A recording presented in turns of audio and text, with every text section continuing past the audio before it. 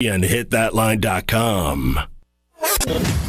Radio station. KERX, Paris, Fort Smith. From the Busch Light Studios. This is ESPN 95.3. Live from the Busch Light Studios. I love Arkansas. I love everything here. Give me that thing here. On your favorite Arkansas sports talk station. And this one belongs to the Razorbacks. Streaming live from hitthatline.com. Fans are amazing. It is lit down here on the sideline. This is Halftime with Phil Elson, Matty T, and Drew Barrett. My calculations are correct. When this baby hits 88 miles per hour, you're going to see some serious... Here come the students. Oh, here come the students. They're coming from the south end, and this one has been a long time brewing. I have been waiting for this moment for a long time. Judging by the sound of it, so has everyone else. But hold on, it's almost halftime.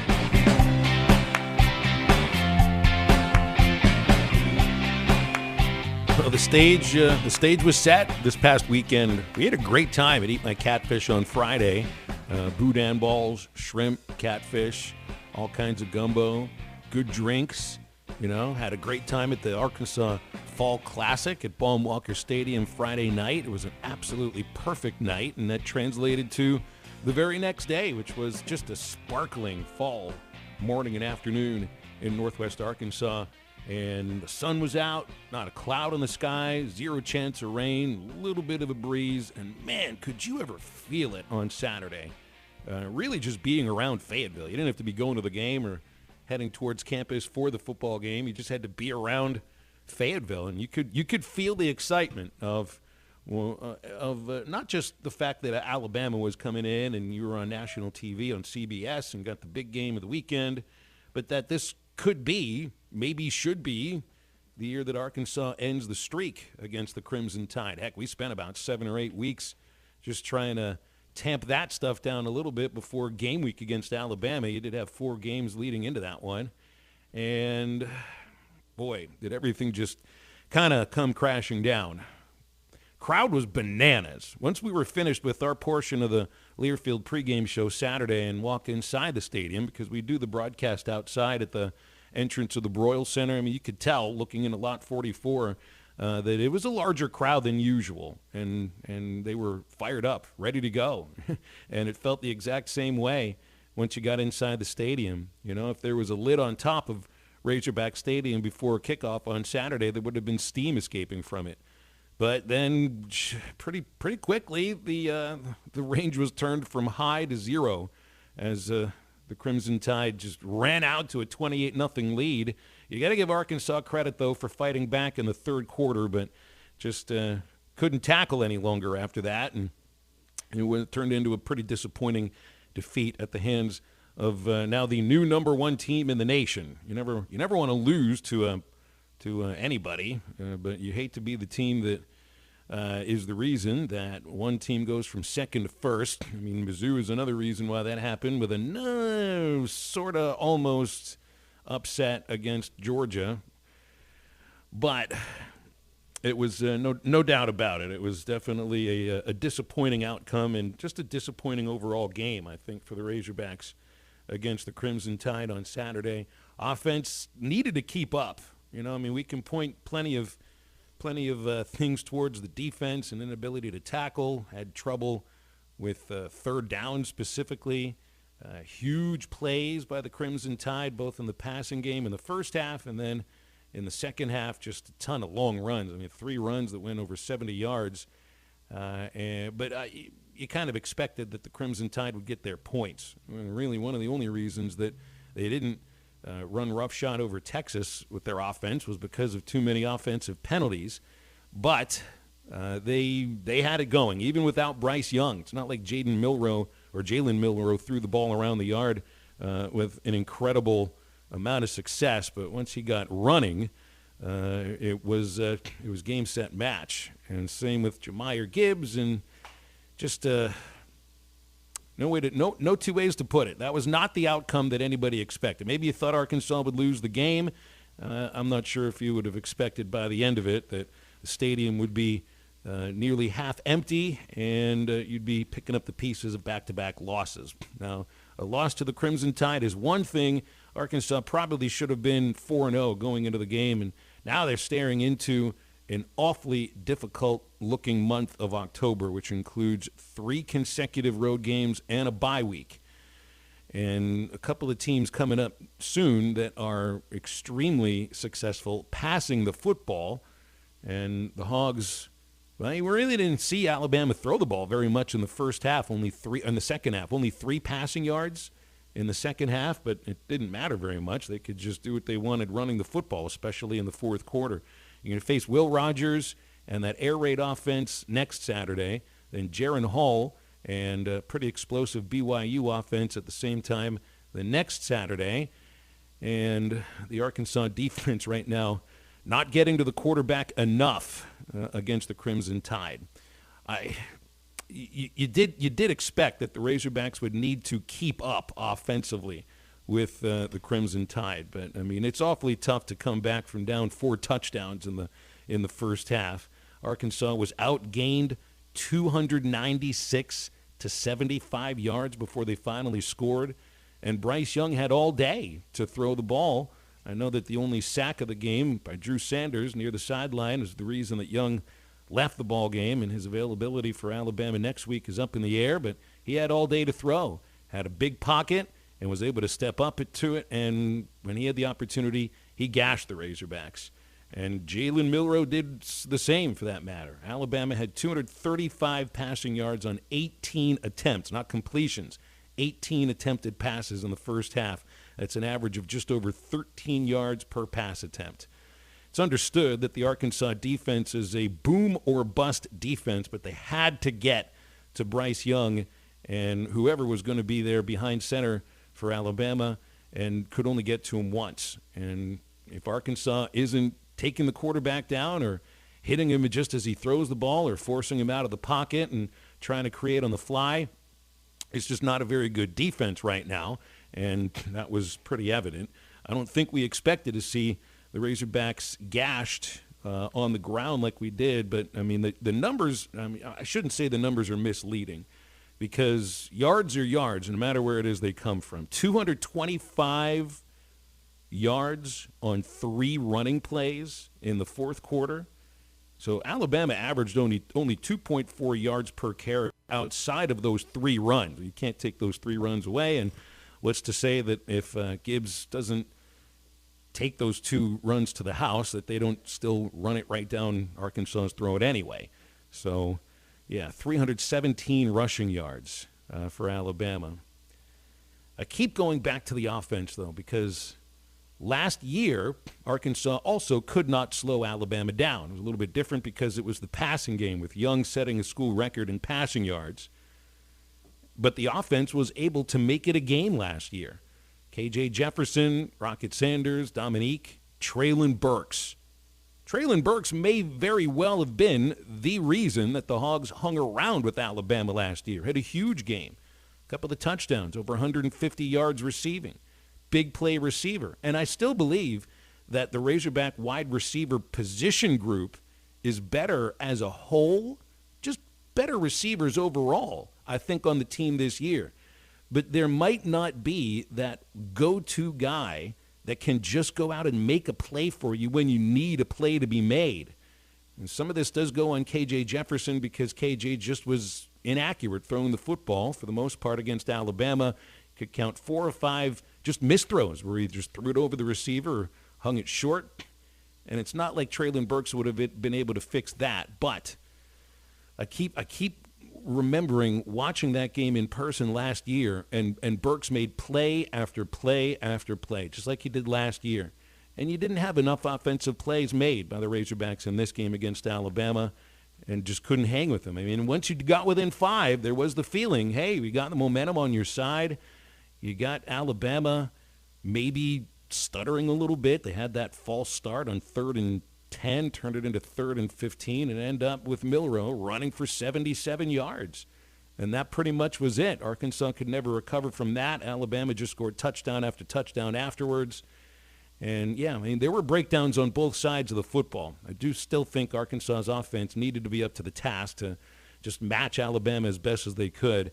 And, hey, it's a good team on the other side of the ball. I mean, Will Anderson gets all of the headlines and all of the talk about being the next star defender in the NFL to come out of Alabama. But overall, it just was a good defensive team. It's not just Anderson at linebacker, Henry To'oTo'o, Jalen Moody, Dallas Turner. These guys all had big games too, stopping the Arkansas run for the most part and making KJ's life just a little bit difficult. And of course, we've got lots to get to here, not just about Arkansas versus Alabama, but moving forward, who's going to be a quarterback for the Hogs this next week against the Mississippi State Bulldogs? KJ, of course, was not in the game for the final few series. Cade Fortin got out there. I'm not sure if anybody expected that outside of the coaching staff and the team in and of themselves. We still were under the impression that Malik Hornsby was the backup quarterback, but obviously that is not the case. So we'll talk about all this stuff with Mike Irwin from Pig Trail Nation and with Connor O'Gara from Saturday Down South once we get to him at about 1:15, and, of course, your calls and texts once we complete our interview with Mike Irwin, because there's a lot to talk about with the Razorback football team right now. And after a 3-0 start, number 10 in the nation, well, now you're out of the top 25 and you're going on the road for 3 consecutive games with back-to-back losses. And right now things looking a little bit tough. Halftime is brought to you by Pradco Fishing Lures. If you're fishing for cold water bass anytime soon on Beaver Lake or Table Rock, or you're just fishing for a trophy brown on the Mighty White, make sure you got the Smithwick Original Suspending Rattlin' Rogue with you. It's got the famous rolling action if it's fished slow or fast and heavy current. This Rogue suspends. It's going to stay in the strike zone longer, and you can catch more fish. The Smithwick Original Suspending Rattlin' Rogue at Lurnet.com and tackle stores everywhere. Mike Irwin from Pig Trail Nation joins us next on Halftime. Hey Arkansas fans, this is JD with JD's River Valley Restoration and Detail. We're hogs through and through, and we like getting dirty, but our cars need to look clean and fresh, and that's where we come in. Come and check out our brand new expanded shop at 5606 Towson Avenue, or you can follow us on Facebook at JD's River Valley Restoration for new updates, including food trucks on the lot, car shows, detail courses, and much, much more. Give us a call at 479-629-7486. We're open Monday through Friday, 8 a.m. to 5 p.m. JD's River Valley Restoration, where we're making new relationships one vehicle at a time. Wheels RV wants you to seek out all the natural state has to offer this year. Explore Arkansas in a new RV from Grand Design, Forest River, KZ, Heartland, Keystone, or Alliance. All the best brands at the best prices. Enjoy peace of mind with our lifetime warranty on every new RV and a mobile service shuttle to keep you camping. So come on in and discover why Wheels was voted the best RV dealership in Northwest Arkansas. Wheels RV, 5 miles west of exit 72 off of I-49 in Springdale. Seek, explore, discover with Wheels RV. Attention sports fans, your favorite sports book, BetUS.com, is back for their 28th year of NFL action. With the industry's biggest sign-up bonus of up to 200%, BetUS offers their members the opportunity to cash in on all your favorite leagues, including the NFL, NBA, MLB, and more. They've also got hundreds of new casino games, including the coolest European slots, and their live dealers are waiting for you at the tables. You need a sports book with integrity and longevity, and you need to know that you're going to get paid. You need a sports book that offers everything, including live betting, MMA, golf, horses, esports, and all kinds of crazy bets. Call today at 1-800-79-BET-US. That's 1-800-79-BET-US, and they will walk you through setting up an account. Nobody in the industry gives better bonuses than BetUS. Join now and mention ESPN Arkansas, and you can get up to 200% in bonuses on your first deposit. Nobody beats that. Head to BetUS.com and join today. That's BetUS, where the game begins. Gray Brothers Equipment understands the importance of your hay crop, and they're ready to help with quality Kubota products like Kubota rotary disc mowers, Kubota brand wheel hay rakes, and BV round balers attached to Kubota's M-Series cab tractor.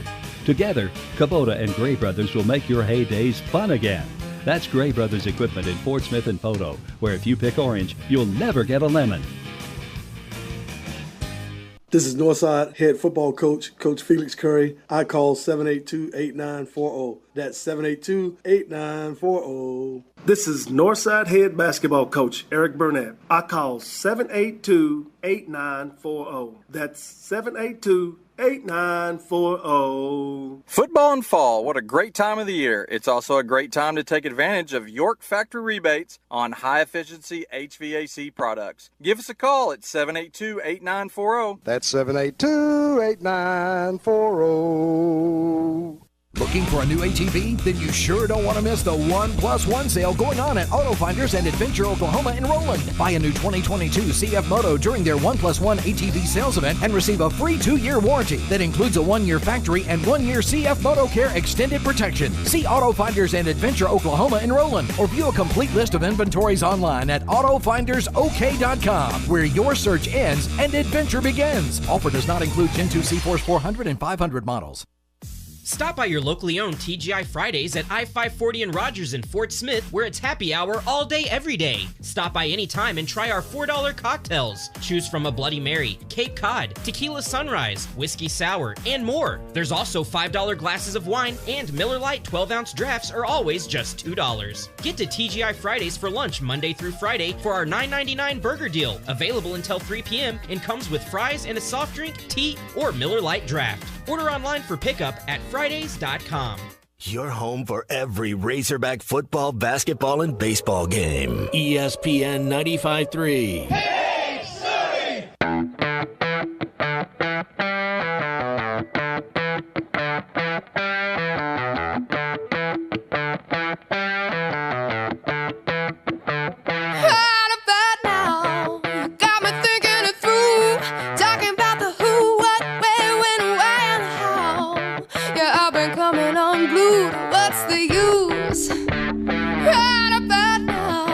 I don't know how I can take the heartache. You've been showing up right on cue. By God, I hope I'm right about you. Sugar and spice, it would be nice if we could agree. Yeah. Sugar and spice, the dark and the light. Are you thinking about me? 'Cause I've been thinking about you. Now, back to the guys. Here's Phil Elson, Matty T, and Drew Barrett. And Mike Irwin from Pig Trail Nation joining us on halftime here. Mike, I didn't go into this game just expecting Arkansas to win, but I did expect them to play a better first half. I know the coaches, talk quite a bit about, hey, we need to have a better third quarter. They had a great third quarter. Quarters 1, 2, and 4 stunk. What did you make of what you watched on Saturday? The real opportunity in that game and the untold story was the fans at kickoff time. It was potentially a great atmosphere. Maybe had a chance to be one of the best ever. And they got that early interception, and now you've got the ball, but you got to do something with it. And KJ overthrew a guy on third down. They ran, didn't have a lot of success. He overthrows a first down pass.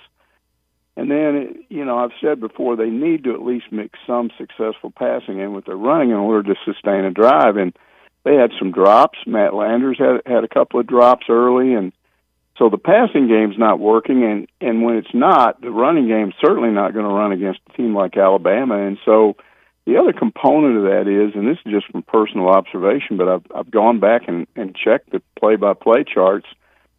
Whenever Arkansas is moving the ball, scoring points, the defense plays better. They just do. And look at what happened I think they came back in the first half, and there was a little bit of time left after they scored, and so the defense came in and stopped Alabama, and then they stopped them all the way until right at the end of the third quarter, for a total of 17 unanswered points. They're playing better. But then I think you got to give Alabama credit for not only having better players, but their coaches they're about as good as you get. And their offensive coordinator, I think, took a look at what Barry Odom was doing, which, come on. Slusher gets hurt now. So what? Your top 3 guys are out now. 2 of them out for the year, and 1 of them's out for that game anyway in Slusher. So what do? He's trying to target the quarterback, put pressure on him, and you still got that man coverage. But they're doing it on the edges. And so Alabama just came right up the middle, and here's Bumper Pool standing there by himself like the Lone Ranger trying to stop their offense. And they go three big gouge plays on him. starting late in the third quarter and into the fourth, and it's a blowout again. That's pretty much my assessment. What about the idea that the team did fight back and got within 5 in the third quarter? I mean, you needed one more play from your defense to be able to give the offense the football and an opportunity to take the lead. And the fans did their part. I mean, they kind of looked like they might have helped cause that false start that sent them back 5 more yards. It's 3rd and 15, and I mean, Milroe just breaks off the first of 3 long runs, and that was pretty much the ball game from that point on. Like, I thought, Mike, that Arkansas needed to score a lot of points in order to keep up with Alabama. But, man, that was the chance for the defense to give them the ball and a chance for the lead. And if that would have happened, who knows? Yeah, again, I think Alabama got smart and went, wait a minute, look at this defense. It's all heavy on the edges. We'll just attack the middle of it. And you know, the first one I can understand. I don't understand the other two. And then this projects into this week, because you got to ask yourself, with these 3 guys hurt back there, your best 3 defensive backs are out, and maybe Slusher comes back. I don't know. But at some point, do you just go with a base defense, have zone coverage, and stop trying to attack with linebackers and cornerbacks or whatever, and just try? I think with Mississippi State, they got a possession offense anyway. The more you can stretch out their drives, the more chance you have of them getting a penalty, false start, holding, or whatever. And those stop drives without you having to do anything if you just don't let them have gouge plays. So I'm looking maybe for more of a prevent-type defense against these guys, and you still got to score points. And the other half of this equation is, Sam Pittman said after the game, we got to fix our passing game. Well, what he was talking about was those incompletions for a variety of reasons. But to me, the fix is you got to stick with it. You can't look at a couple of incomplete passes and go, I guess we got to run it now. So I don't know what the end result of all that's going to be, but those are the 2 keys. They've got to, and again, I'm not saying, air it out every play, but mix in, vertical type passes. It's throw downfield. And then on defense, maybe go back to a base defense with zone coverage. I'm floored at the lack of a downfield passing game right now, because you brought in a receiver in Matt Landers that I thought that was his game, that's what he was going to be doing. And he's had almost as many drops as catches in the last couple of weeks. And the drops always stand out, but those are going to be pretty big plays. And, you go back and you remember last year's game against Alabama, and I just wonder to myself, like, how much of that was Treylon Burks that kept Arkansas in that football game? He made play after play.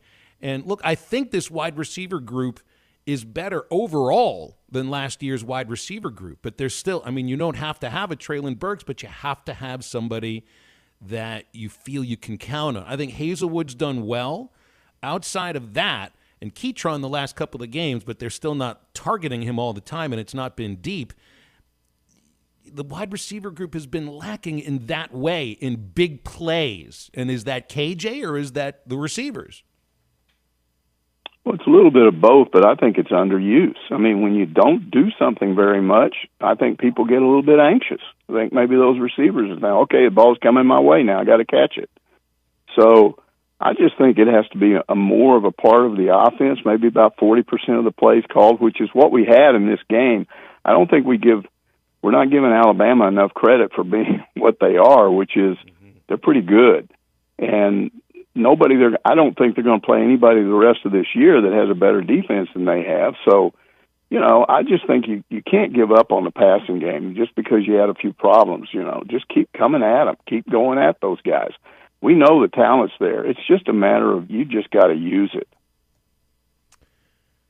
So, and we don't know who's going to be a quarterback on Saturday against Mississippi State. KJ hit his head. Maybe he's got to go through concussion protocol. We're not sure of the situation, but maybe this feels up in the air for this next week. And, when I saw Cade Fortin out there backing up KJ, I thought, well, maybe there's something up with Malik. I wasn't paying attention on the sidelines, and I didn't see how disappointed that Malik looked. I don't think it had anything to do with him not playing quarterback, because he would have known.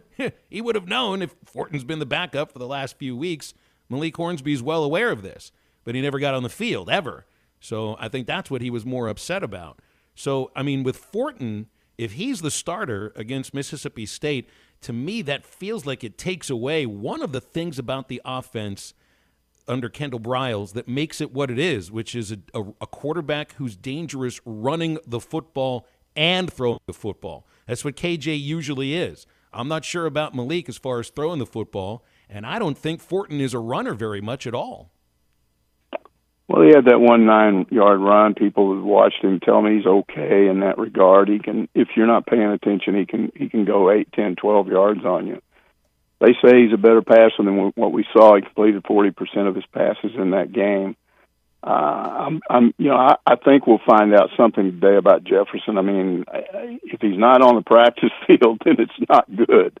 And I don't know whether Sam will say anything about it or not. He's pretty tight-lipped about that stuff. I'm not sure he's going to get asked about Hornsby. I don't know what he's going to say. I thought it was interesting that Hornsby puts out this tweet yesterday, but it's more about what he didn't say. He said, "I never said I was leaving. That's disinformation." Okay, but in your tweet, you didn't say you're staying. You know, to say I didn't say I'm not leaving doesn't mean you aren't leaving. It just means you didn't say it. So what's going on there? We know he left. He entered the portal last winter, then came back. There's different explanations for that. Some people have told me he didn't get much interest and didn't feel good about it. Other people tell me the coaches talked him into coming back by talking about this role that they were going to have him play. But the problem with him is, and you've got fans right now just acting like this is an international incident. It's a disaster. Go look at his body of work for the last 3 seasons. He has 1 touchdown run. I want somebody to show me where he went 60 with his speed, because that's what they act like he's going to do. He's going to get in the game and go 60 or 70 yards untouched. Well, it hasn't happened. He's not that kind of runner. He's a guy that runs sideline to sideline looking for the edge and trying to get around the edge before they get there. And most SEC defenses aren't going to let you do that. No, they're not, Mike. And that's you make a great point. What we've been talking about with Malik Hornsby, it's all been off of potential. It's not been off of what we've actually seen him do. We've all just been kind of guessing at what we think he could do because we know about the speed. And that's just something that, is really God-given for a lot of people to be able to run that fast. And if KJ's out this week with Cade Fortin being your guy, you're thinking it's going to pretty much fall a lot onto Rocket Sanders' shoulders, which we've seen him be able to hold up. 4 games with 100-plus yards this season. But Sam has talked about multiple times how they're still trying to figure out RB2. Does that need to get figured out this week, especially if you lose the rushing attack of KJ Jefferson against a good Mississippi State defense? Yeah, I know he wants to name a 2 and maybe go with 2. I don't have any problem with him using all 4. He keeps experimenting. Here's the problem. DeBinion comes in, looks better than any of them, and then what does he do? He fumbles. I mean, he's off to a great start, catches a pass, goes about 25, and then fumbles on a first down run.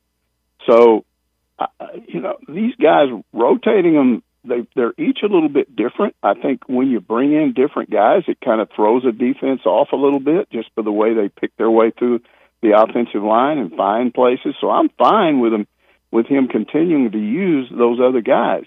To me, their only shot with Fortin is if he is able to throw the ball effectively, that triggers the running game. We've seen it over and over again. Sometimes all it takes on a touchdown drive is a 15, 18-yard pass right in the middle of it, and all of a sudden here comes the running game.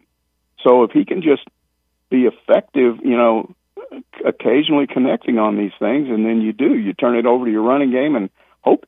You got to talk to those offensive linemen. You got to tell them if that's the case this week. This is your game. You've got to push these guys back. You just have to. You're seniors. You've been around the block. Go out there and win the line of scrimmage. And speaking of that offensive line, how do you think they did against Alabama? I mean, we know what kind of frontmen Alabama normally has. I felt that they had a good front this week, this year as well, along with Will Anderson coming in there. How do you think the front line held its own against Alabama? I thought they were better at some times than others. I think there's some evidence that when these guys are really motivated, they're pretty good, but at times they kind of slack off. And that's why, to me, Sam Pittman goes in there and you get your O-line coach and you get Pittman in there with a room and you just challenge the heck out of him this week. You just tell him, you're You got to be more consistent. You're the men on this team. You're the beef.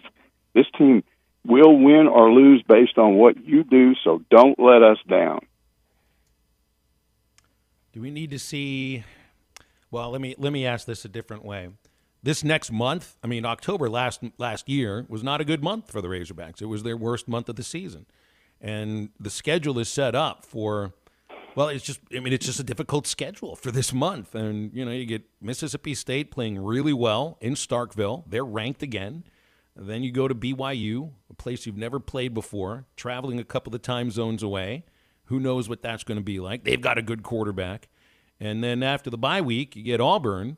And I mean, as bad as Auburn's been, and who knows if Brian Harsin will be coaching them by then, I mean, they still beat Missouri.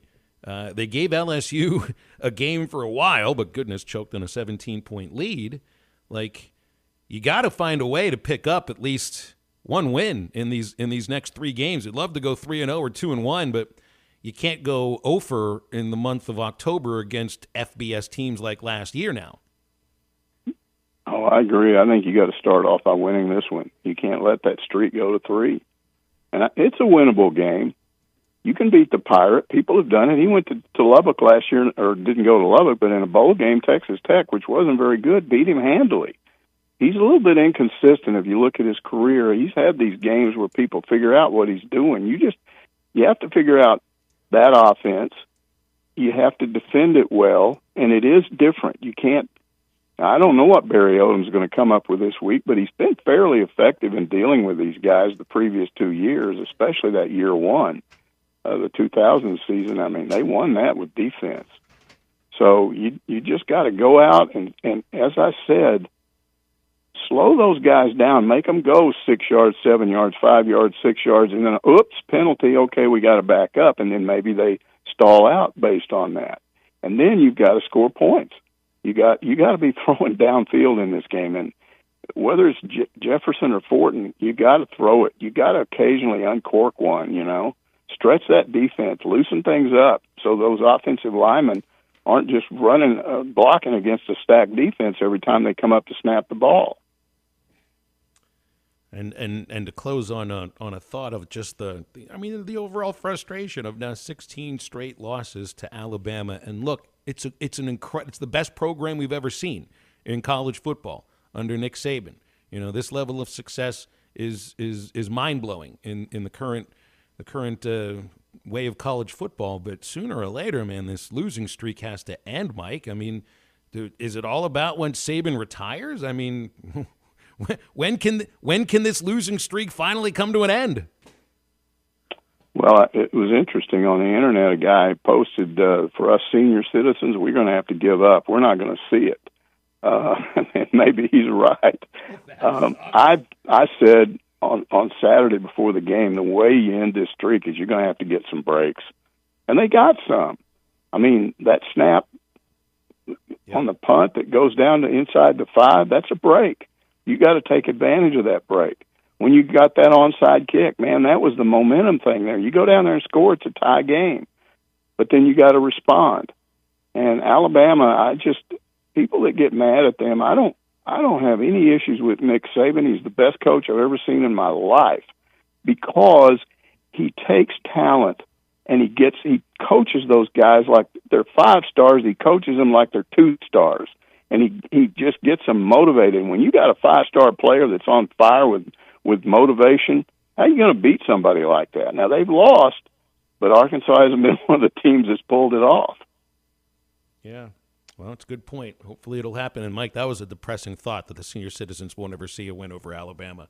Hopefully, well, I'm one of them, so you got time. I don't know that I do. Hopefully it happens before I get my AARP membership card. Mike, appreciate you hopping on with us on these Mondays. Thank you so much. Have a great week. See you. When do you get that AARP card? Is it 55? 55. I'm 10 years off. Let's get a win over Alabama before I turn 55. Hey, whenever that happens, the next time Arkansas plays Alabama, I'm going to bet you can watch it at Joe's Grill and Cantina in Fort Smith. Of course, you can do that this weekend when they play against the Mississippi State Bulldogs in Starkville at 11 o'clock in the morning. Joe's Grill and Cantina is the home of half-price apps and half-price taps during every televised Razorback sporting event, not just football, but any of the games. They got dozens of televisions all around the restaurant. You always have a front row seat. And you get to enjoy your favorite apps and beers that are half price during televised games. That's Joe's Grill and Cantina in Fort Smith at 3400 South 74th, across from Harps. They're open Tuesday through Saturday. The lines are open, 877-377-6963. Back with more halftime. Drowning in IRS debt? If you can't afford to pay your IRS debt due to economic hardship, you can now be free of IRS collection efforts by taking advantage of a special IRS tax hardship program. This program allows Americans who owe the IRS to resolve their delinquent tax debt once and for all. In some cases, maybe even reducing what you owe significantly. An open phone line has been established by Community Tax for consumers to call and see if they qualify. Simply dial 800-489-5660. If you owe back taxes to the IRS and cannot afford to pay them back or have years of unfiled tax returns, help is standing by. Just call the Community Tax Helpline today at 800-489-5660 for the help that you need. Don't take on the IRS alone. They can attack your wages, savings, pension, home, and even your Social Security check. Call 800-489-5660 to see if you qualify. That's 800-489-5660. This time of year is hectic, and we know you have things to do and places to be. Southern Tire Mart can help you get there and save you money on America's most trusted brands like Michelin and BF Goodrich. Take advantage of our $49.95 oil change, which includes 27-point vehicle inspection. Come see us at Southern Tire Mart, just off I-540 at exit 14 in Fort Smith today. For quality Michelin and BF Goodrich tires and the best in first-class service. Get where you need to be with Michelin, BF Goodrich, and Southern Tire Mart. Finding that missing shin guard, remembering whether it's a home or away game, getting the right kid to the right playing field on the right day. Why are simple things sometimes so complicated? Thankfully, with auto owners, insurance doesn't have to be one of them. We work with independent agents who keep insurance simple so you can worry about more important things, like not being that fan. Oh, come on, ref! That's simple human sense. Visit the Charles Osborne Agency in Greenwood or call them at 996-2129.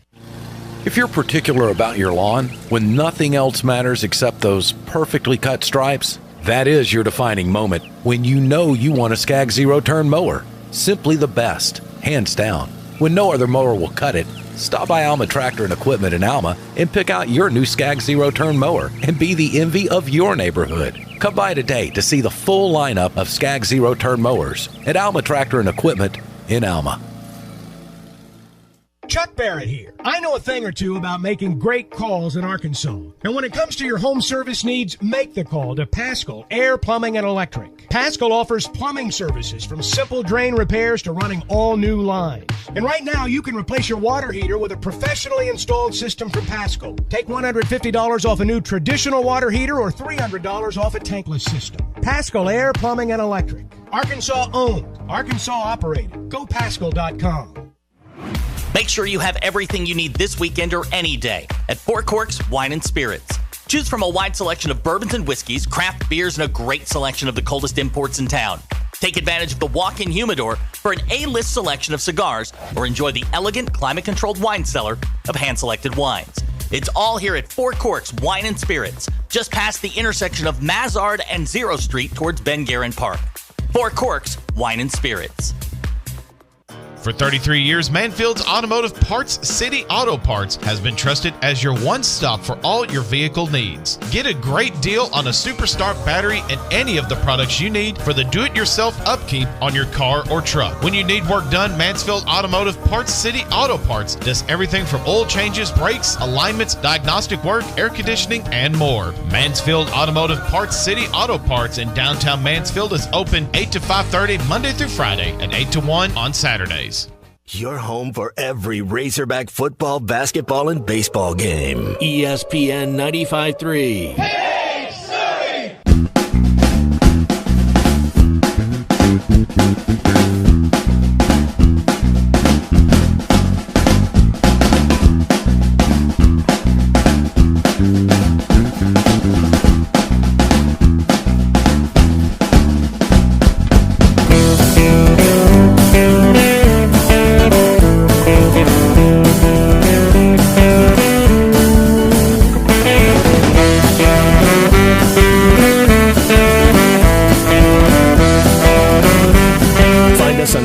101.5 in Northwest Arkansas, 95.3 in Fort Smith in the River Valley, 96.3 in Hot Springs in Central Arkansas, 104.3 in Harrison and Mountain Home, and everywhere on hitthatline.com. Now, back to the guys. Here's Phil Elson, Matty T, and Drew Barrett.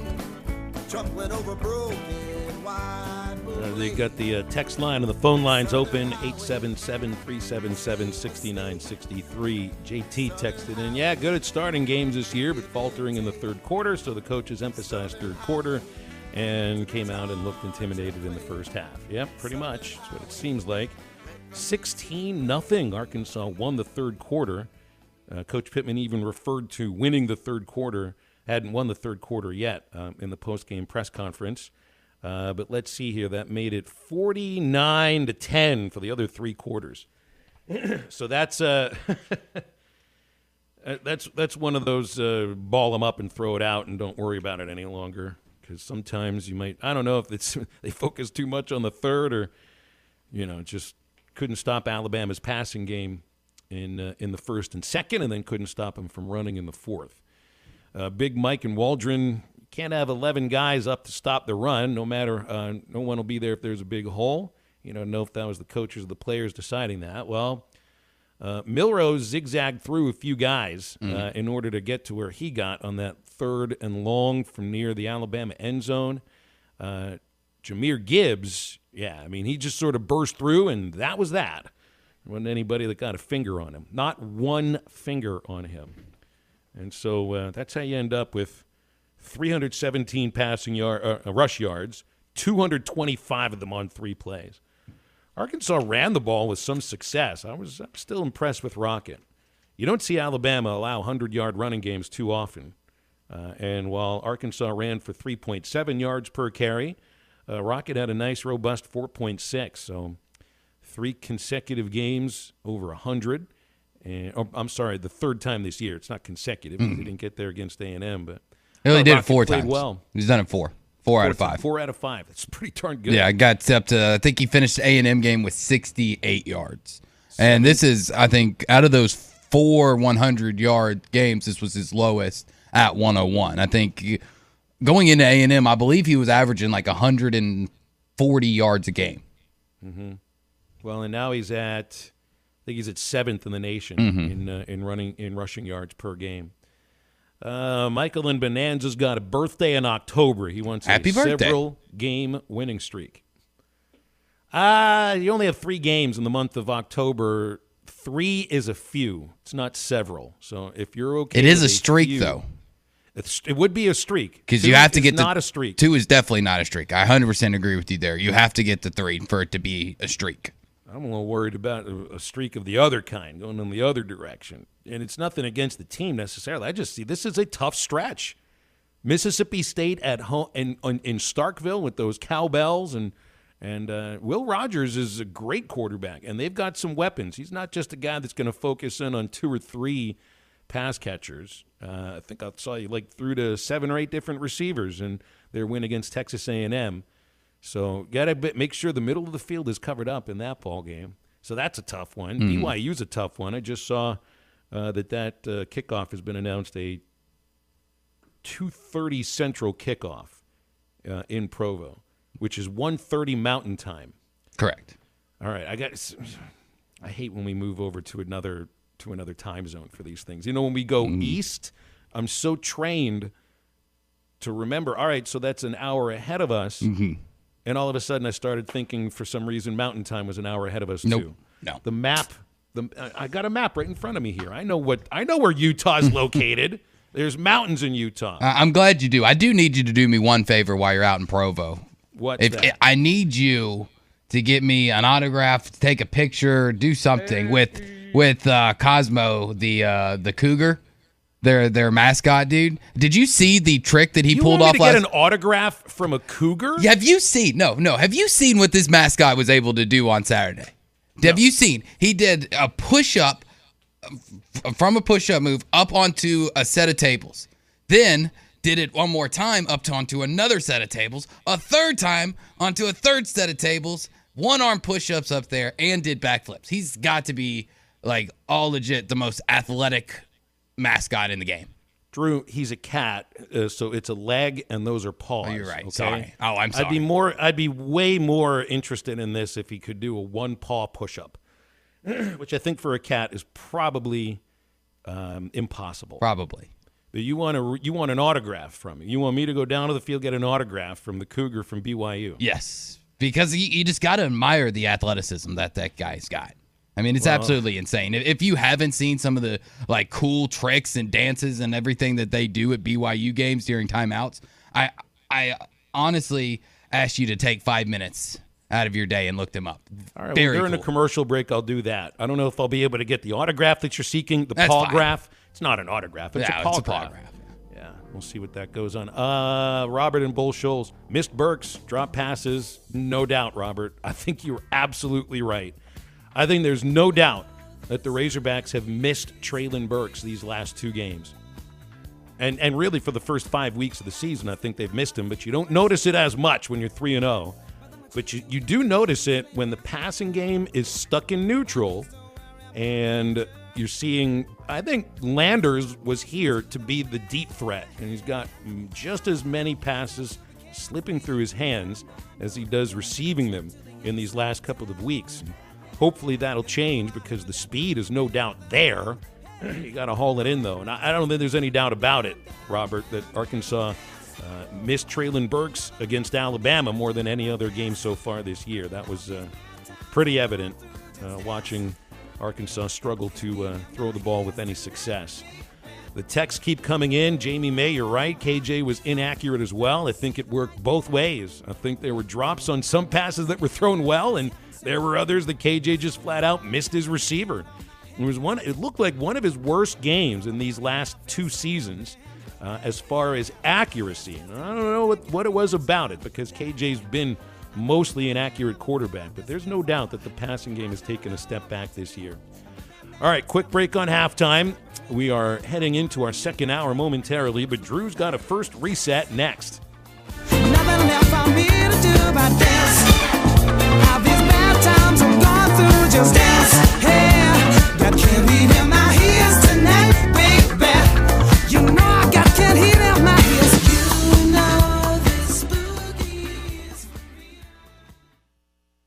Cooler weather is on the way. Is your heating system ready? Let Ashley Air get your home ready with their $69 fall tune-up special. Ashley Air's trained technicians will check your system and make certain it's heating your home efficiently. It's just part of Ashley Air's 100% satisfaction guarantee. On game day, call the Hogs. When your heat needs repaired, call Ashley Air. Get your $69 fall tune-up now. Just go to AshleyAir.com to schedule your tune-up. That's AshleyAir.com. Proud sponsors of Razorback Athletics. Norris Material and Supply Flooring Center now offers in-stock vinyl plank flooring starting at 89 cents per square foot. If you're a do-it-yourself kind of person, they have all the materials needed to lay your new flooring, or you can choose their professional installation. Whatever your choice, give them a call today to get a free same-day estimate. Financing available. For the best customer service from flooring to countertops, Norris Material and Supply Flooring Center is your local flooring professional. Check them out online at flooring.norrisms.com or on the corner of Wheeler and South Y, 479-289-7111. Hablamos Espanol.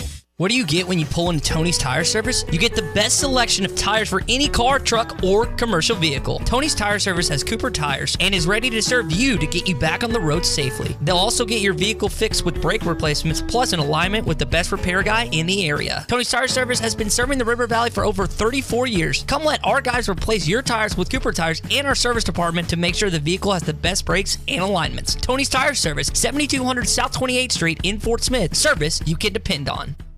Building a home can be stressful. This is true whether you're the homeowner or the contractor. Many times these issues result in a lawsuit. If you are a homeowner or a contractor and find yourself needing legal help, call the attorneys at Kevin Hickey Law Partner. With experience representing homeowners as well as non-payment or other issues that could arise during construction. Contact Brad Hull or Kevin Hickey at 479-434-2414 in the River Valley or 479-802-6560 in Northwest Arkansas. Or check them out on the web at artriallawyers.com.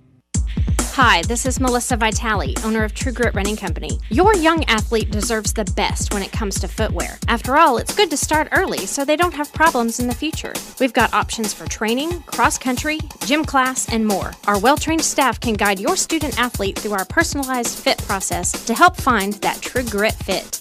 And for our cross-country kids, We offer a 10% discount off of your total purchase. Visit our store in Fort Smith, located behind Chick-fil-A.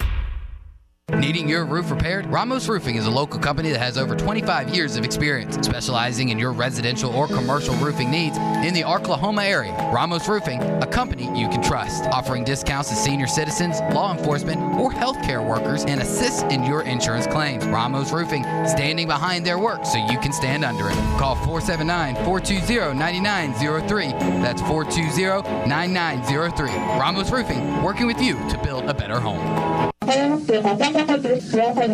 It's not going to stop. It's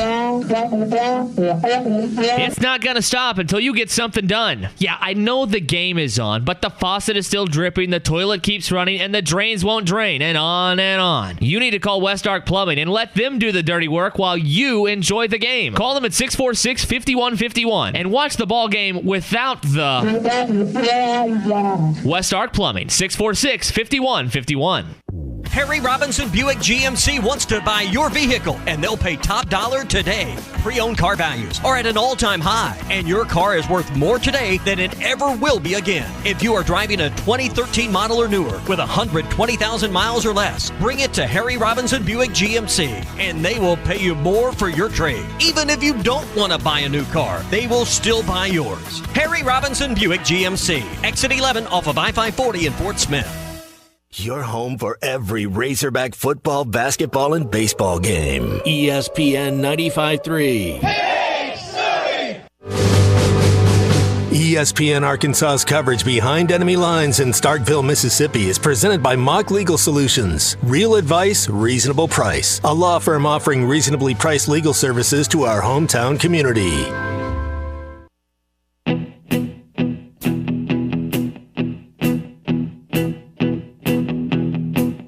When I wake up, well, I know I'm gonna be the man who wakes up next to you. When I go out, yeah, I know I'm gonna be the man who goes along with you. If I get drunk, well, I know I'm gonna be the man who gets drunk next to you. And if I haver, yeah, I know I'm gonna be the man who's havering to you. But I would walk 500 miles and I would walk 500 more to be the man. Now, back to the guys. Here's Phil Elson, Matty T, and Drew Barrett. All right, we're about to wrap up the first hour, and to do that, here's Drew with the first hour reset. Reset and refresh. Reset. The great reset. It's time for the halftime reset, giving you all the info and facts you need to make it through the rest of your day in sports. False start, both teams back on a get back here. Now, here's Drew Barrett with your halftime reset. It was a busy weekend in the world of sports, and the one place we're going to start is the last time Albert Pujols was at Busch Stadium in the regular season. Of course, they've still got the playoffs.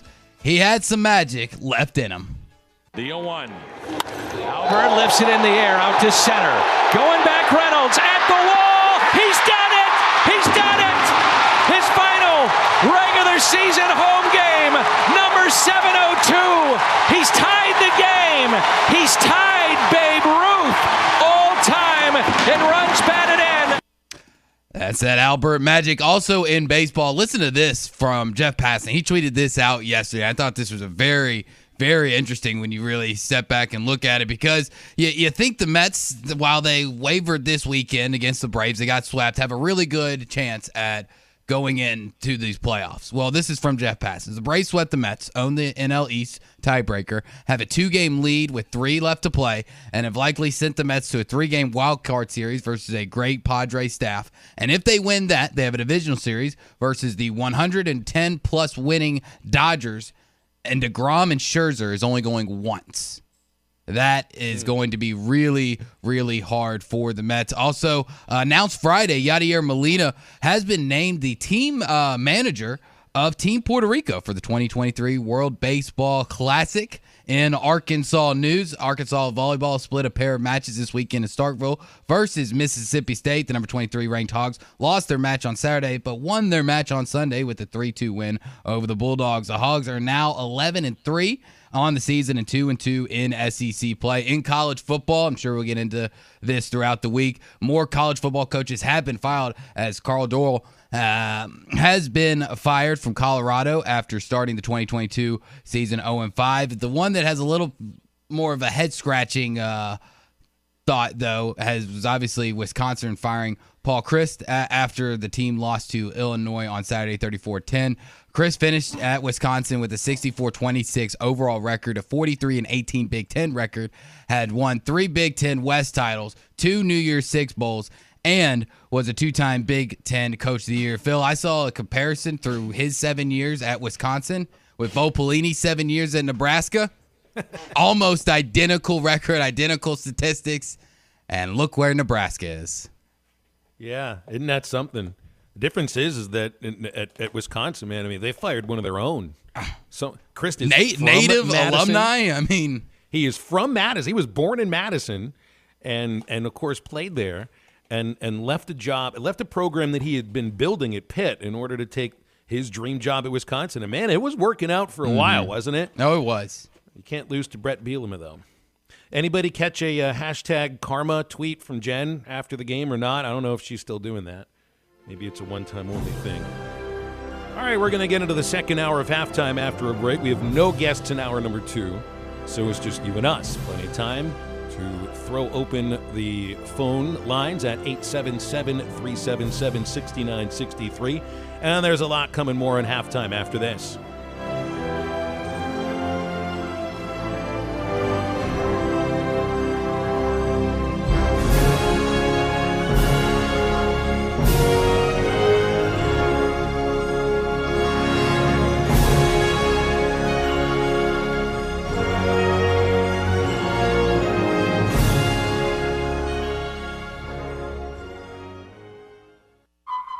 Hardee's new Charbroiled Double Deals, starting at $2.99 each, have the Academy for New Offerings hailing this double cheeseburger deal as very new indeed. How much more new does it get than the new Bacon Double Cheeseburger and the new California Classic Double Cheeseburger? Not much newer than that. Well, I've got news for the Academy. After this, I'm getting myself a double cheeseburger from this new deal. The new Charbroiled Double Deal, starting at $2.99 each at Hardee's. Feed your happy. Tax not included for a limited time. Price and participation may vary. Visit restaurant or app for details. Riley Farm Dental, at the entrance to Riley Farms, provides every type of dental care and procedures for you and your family. From general dentistry, braces, implants, and cosmetics, Dr. Bo Sparkman and Dr. Brogan give all of their patients better lives with a better smile, more confidence, and a comfortable experience every time. Riley Farm Dental, 5901 Riley Park Drive, Suite A, at the entrance to Riley Farms. Call 226-3500 for an appointment or visit RileyFarmDental.com. They say consistency is the key to success. They weren't wrong. So how about grabbing a beer that's consistently smooth, consistently refreshing, and consistently light? You might just find that the road to success can be pretty enjoyable. Michelob Ultra, the perfect balance of taste and refreshment, and only 2.6 carbs and 95 calories. It's only worth it if you enjoy it. Enjoy responsibly. Anheuser-Busch Michelob Ultra Light Beer, St. Louis, Missouri. Why do people love Shamrock Liquor Warehouse? Simple. They've got it all. 70 years in business, 15,000 square feet of choices. They buy in volume so you can save. What else? How about the largest selection of everything? Shamrock's got it. Special orders? Shamrock's got it. Convenient drive-through, open 6 days a week? Shamrock's got it. Need a keg for your party? Shamrock's got it. Load up at Shamrock Liquor Warehouse at the corner of Midland and Riverfront Drive in Fort Smith. Family first. My dad used to tell us that all the time. But family first wasn't just something he'd say to us. It was how he lived every day of his life. And it's how I try to live mine too. At Shelter Insurance, our agents are dedicated to helping provide personalized auto, home, and life protection that puts your family first. Ask Shelter agents Brandon Zimmerman or Chris Dooley about a free insurance review. ESPN Arkansas weather. Our weather for today, high pressure covering all of the Gulf Coast states and the southern plains, so we get sunshine, our afternoon high about 85. Overnight it'll be clear with our low in the low 50s, and then a sunny day coming up on Tuesday. Looks like we'll be in the low 80s. I'm meteorologist Steve Hamilton with your forecast on ESPN Arkansas. Tired of the ESPN broadcasters? Pause your TV and sync up the broadcast with Chuck and Quinn on hitthatline.com or your ESPN Arkansas radio station. Good station. KERX Paris Fort Smith. This is Halftime, coming at you from the Bushlight Studios on ESPN 95.3.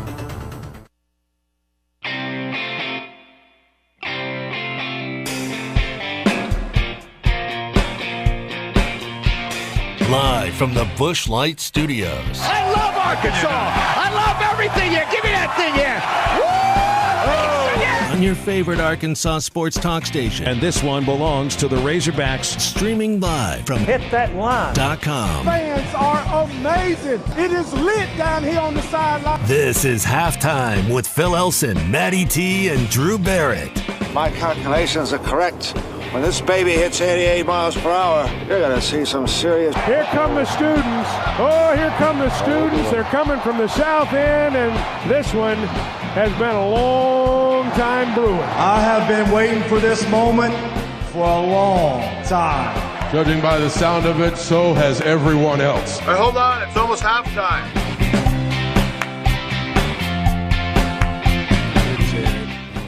At, to be honest with you. Obviously, we didn't bring him back in, so I don't know any more than that.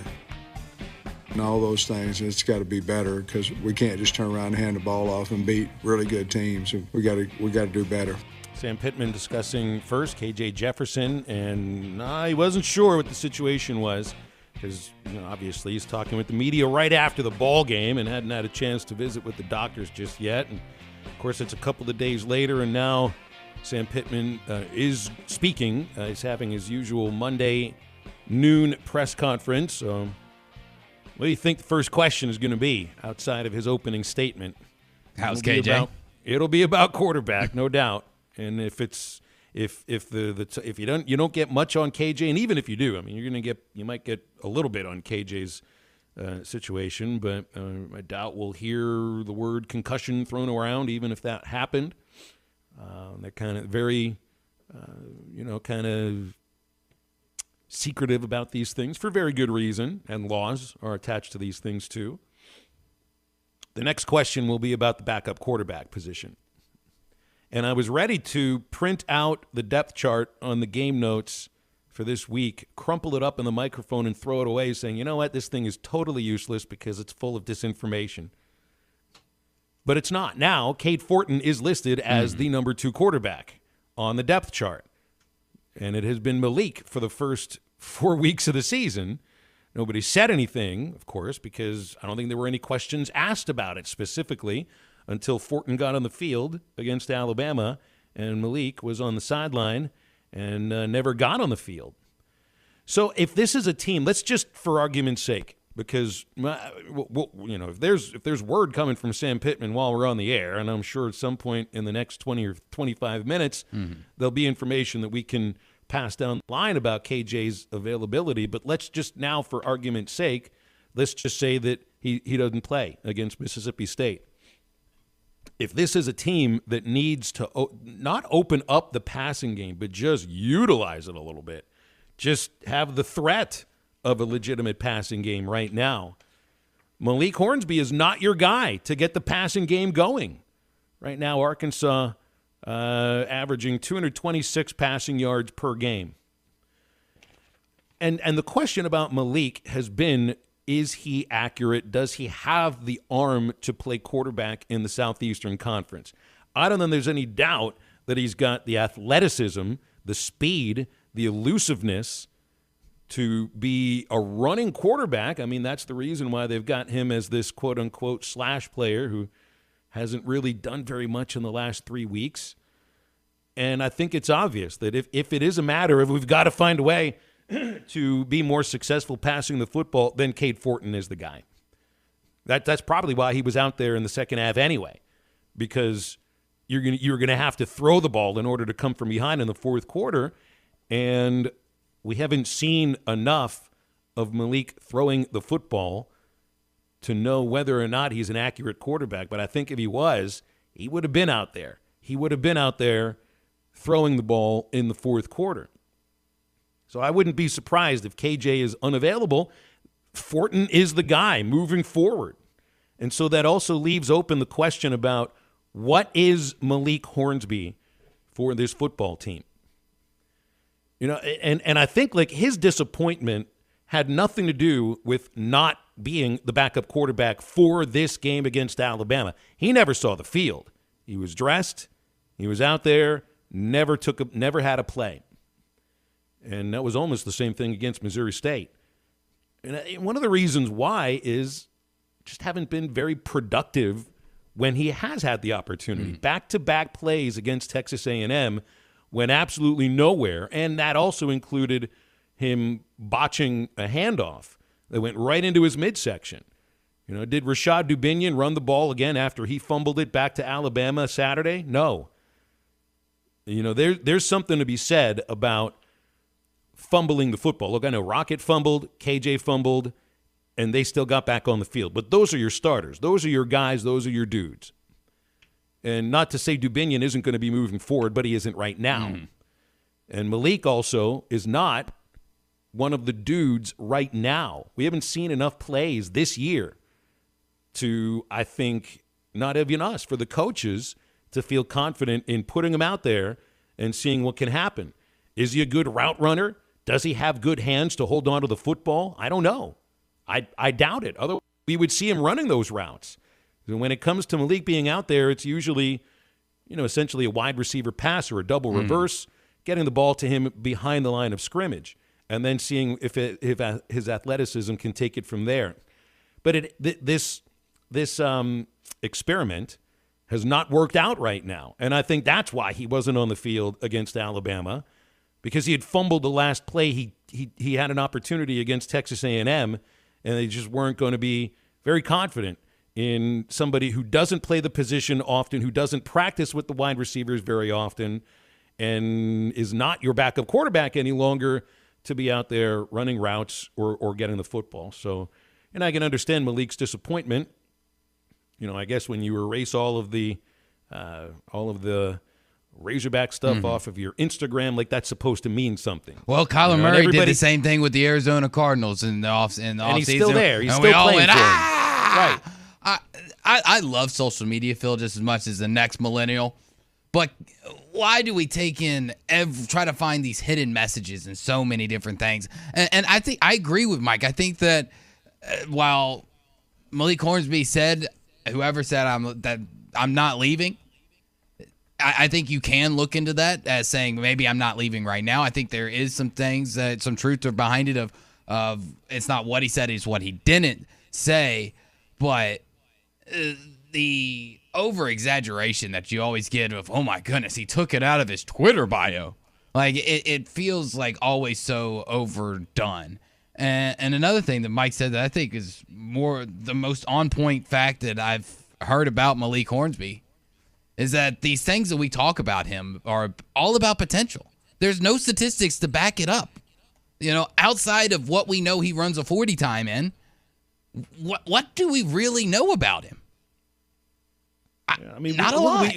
He got out there in the A&M game last year, and I wouldn't say like he engineered a nice drive or two, because it was handing it off or utilizing athleticism to stretch it out and use that 40 speed. And I think there is elusiveness. I think that the speed, you might be the fastest guy on the team, but if you play quarterback and you can't throw the football with accuracy, then it doesn't matter very much. Then you're running a triple option, and that's not what this team is designed to do. And as far as Malik getting opportunities at receiver, I think he's way down on the list right now, way down on the list. Otherwise, he would have been out there with Warren Thompson injured. Jaden Wilson got snaps instead.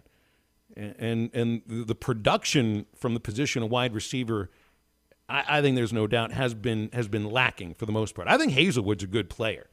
I like Jaden Hazelwood. But I don't think he's, the guy that's going to go out and win you a ton of football games. Possession receiver. He blocks well. And there's something to be said about what he does. But there needs to be another weapon. Maybe Keytron is the guy. It's 2 games in a row he scored a touchdown. They're starting to look his way a little bit more. But, Hazelwood and Landers are your 2 guys. Then there's Thompson. Then there's Keytron. And then apparently there's Jaden Wilson. Otherwise, Malik would have been out there running routes. And I don't think they didn't appear they ever thought about doing that. 877-377-6963. I've got Charlie holding for a while. Hi, Charlie. You're on halftime. How are you? I'm good. Can you guys hear me good? Yeah, you're nice and clear. All right, good deal. Well, Phil, I'm listening to you talk there, and I agree with you. I think, if they felt like Malik was an option, he'd be out there. I'm with you as far as, the whole thing the last few weeks, he's been listed as our number 2. So I think that's where fans are a little bit frustrated, because when you come out after the game and you say, and I love Sam Pittman. I'm not trying to talk ugly about him or anything, but, you come out after the game and you say that, well, this has been decided a long time ago. Well, has it? Because you've been listing your number 2 quarterback as Malik Hornsby. I mean, if it had been decided a long time ago, why not put Fortin on the number 2? He's on there now, as you said, but I mean, what has happened? Something has happened, and I think it just goes back to, every time they put him in, it's a trick play or some sort of, and the defenses have picked up on that. I don't think they've ever just put him out there and said, go play wide receiver like they kind of talked about doing. We can all point fingers everywhere because there's a lot of issues right now. I want to go back to what Sam said before the season started. And he talked about looking at his staff and talking with his staff. I don't see a hole on this team is what he said. And through 5 games, and I love Sam Pittman. I really do. I love this staff. He was wrong about that. This team does have holes, and it starts with the fact they're having a really hard time covering people, and they cannot tackle. And they do, our receivers were showing well in camp. Well, who were they going against, guys? They were going against our guys that honestly have underperformed. And I'm not trying to say they were wrong about them, but they've underperformed this year. The secondary's underperformed. The wide receiver, when KJ's dropping back, he doesn't trust anybody right now. In his defense, I'm watching the replays. There's nobody open. I'm watching the replays. They're showing them. They can't get separation. Alabama challenged these guys. They play man coverage most of the game. Not many people, other than Keytron a few times, could get any sort of true separation. Now, they ran a fake screen, and they got Knox open on a play, and that was just more of kind of a design play. But these guys they're not consistently winning their one-on-one matchups. And so as a quarterback, you feel like, okay, I'm dropping back. I'm getting through my progressions. There's nobody open. There's a mental clock in your head. You guys know, 2 to 3 seconds. I got to step up and try to make something happen. And a lot of the plays that KJ has made this year has just been him buying time and making a great play. I mean, that's been a lot of the issue. I mean, he's talking about dropping back and throwing and catching it better. These guys aren't getting open consistently enough. I don't care, and guess what? The replays show it because they're showing it. So, and I love Sam Pittman. I love this staff. I'm not trying to throw nobody, you guys know me. I'm not negative like that. I'm not trying to throw nobody, on the bus or, out there like that. But I think fans are more frustrated with just the simple fact that, it's just things that we talk about that we thought there was going to be a strength, like the secondary. It's not. It's bad. And then things that we talk, the only good thing this defense is doing right now is rushing the quarterback. There's really nothing else that they're doing well. They're not tackling well. You have a QB spy on a guy on 3rd and 15 or whatever it was, and he still finds a way to get out of there and go for 77. I mean, it just makes no sense.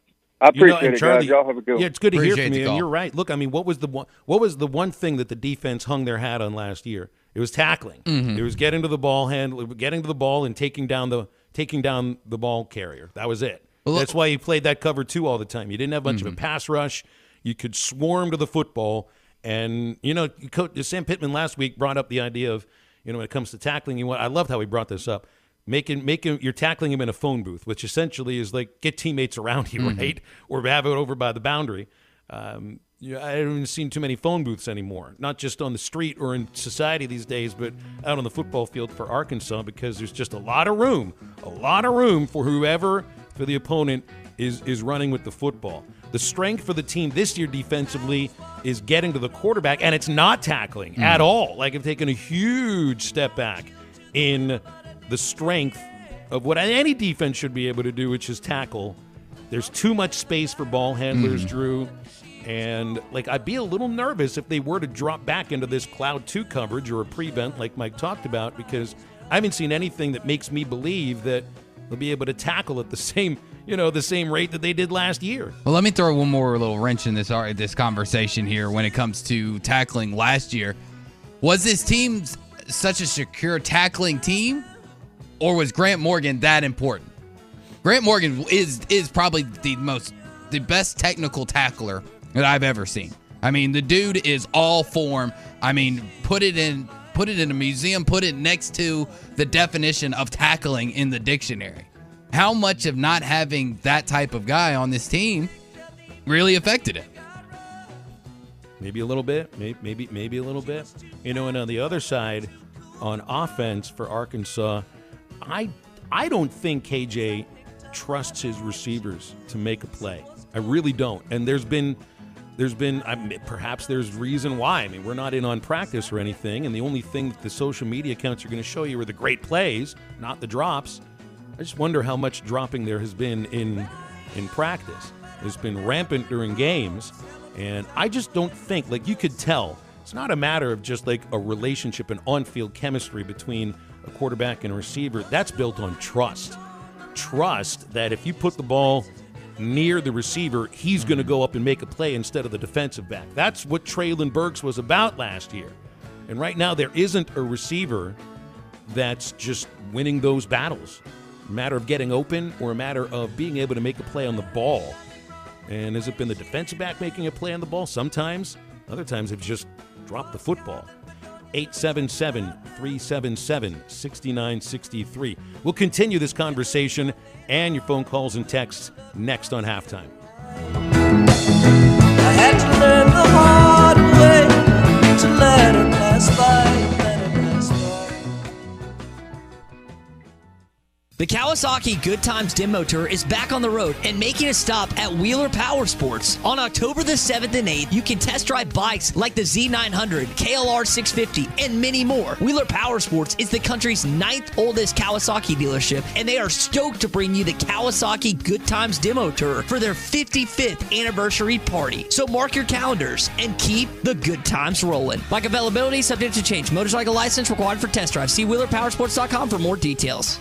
If you farm, you have enough to worry about without worrying about how much more you're going to owe once your current variable or balloon interest rate increases. Interest rates are on the rise. This is the time to check out Farm Credit's long-term fixed rate options. Farm Credit offers the longest terms in the ag industry. Long-term fixed rates mean there's no surprises and your payments remain the same for the life of your loan. That's peace of mind in this changing interest rate climate. Find a Farm Credit office near you at myaglender.com. Set your operation up for success and rest easy. Equal housing lender. Come on along, head for the mountains of Bush Beer. Head for the mountains, it's cold and it's smooth and it's waiting for you. Come on, head for the mountains of Bush Beer.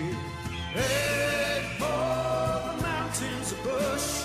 Head for the mountains of Bush. Like beer.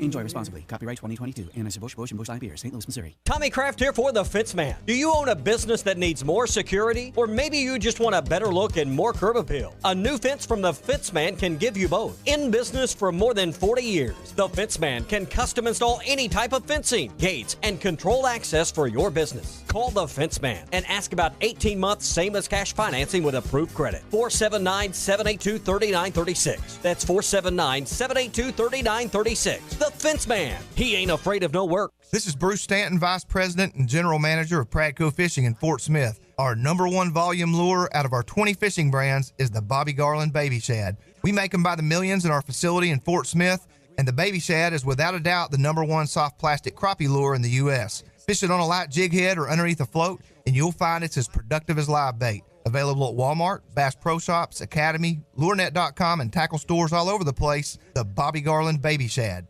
Chuck Barrett here. I know a thing or two about making great calls in Arkansas. And when it comes to your home service needs, make the call to Paschal Air, Plumbing, and Electric. Paschal offers plumbing services from simple drain repairs to running all new lines.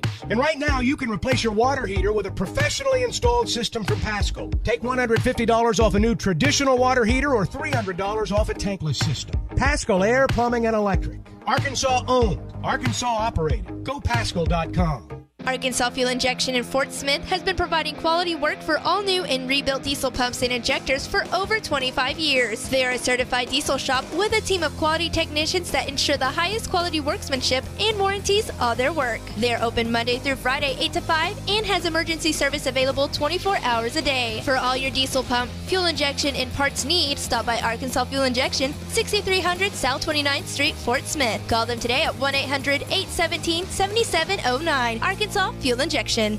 Celebrate your pastor at the Solid Rock this month. October is Pastor Appreciation Month, and to help you celebrate, the Solid Rock is giving you a $5 gift card to give to your pastor with any purchase of $50 or more.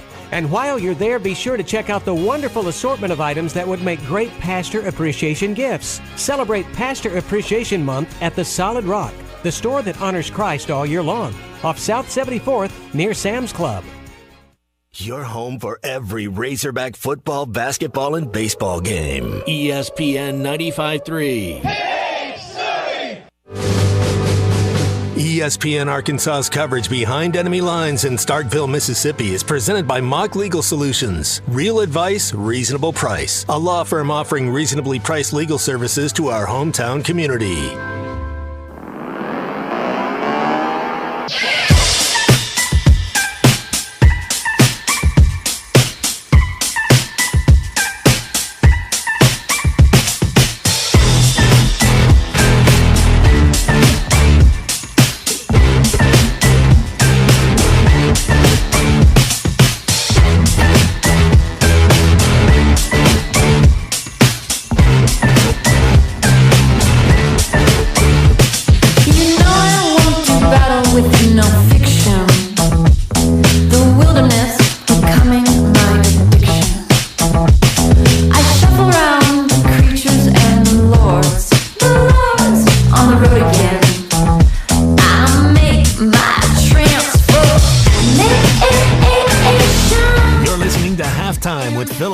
Matty T and Drew Barrett. Want to jump in the conversation with the guys? Call or text into halftime at 877-377-6963.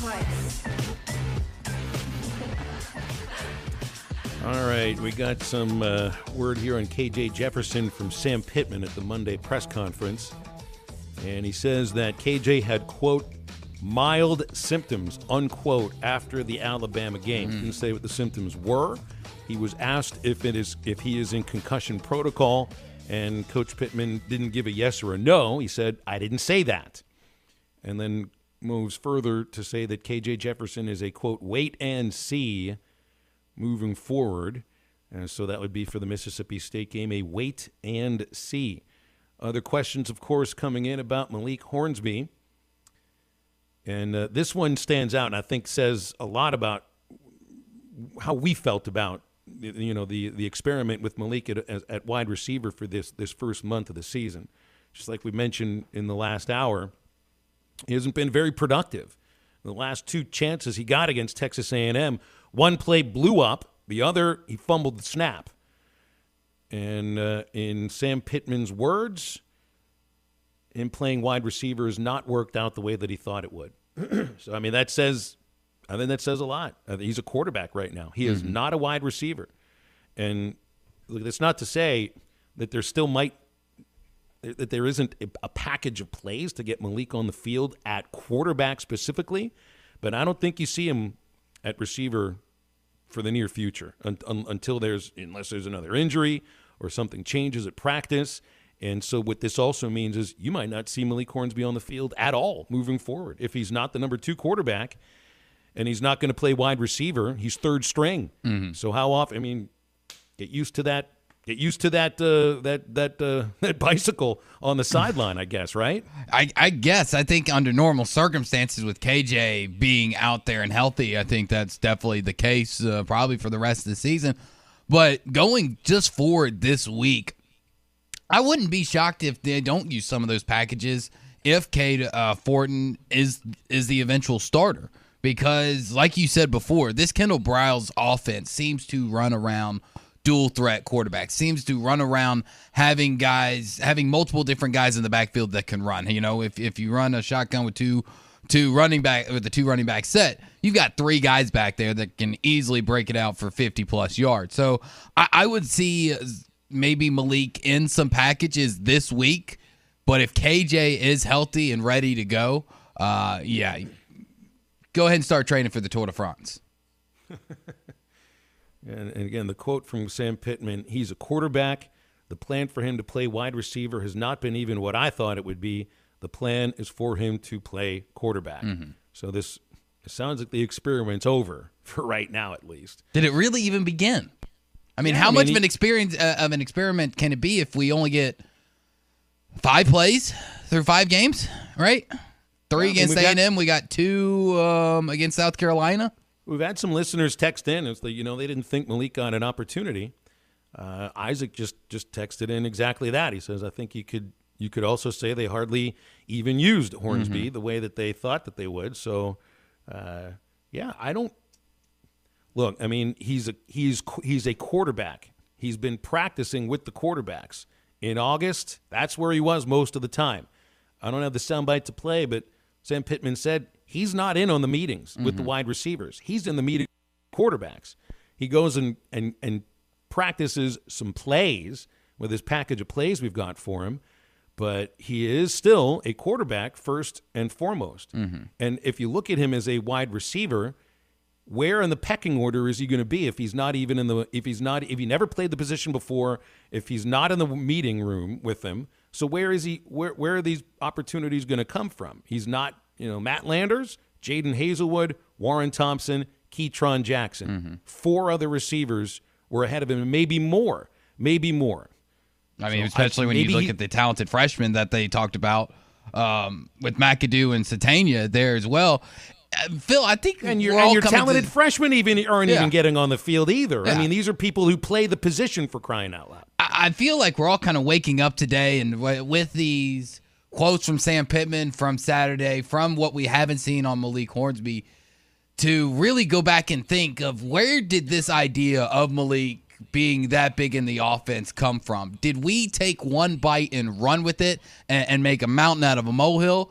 Did we, as media and as fans, kind of just make this whole thing up a bit?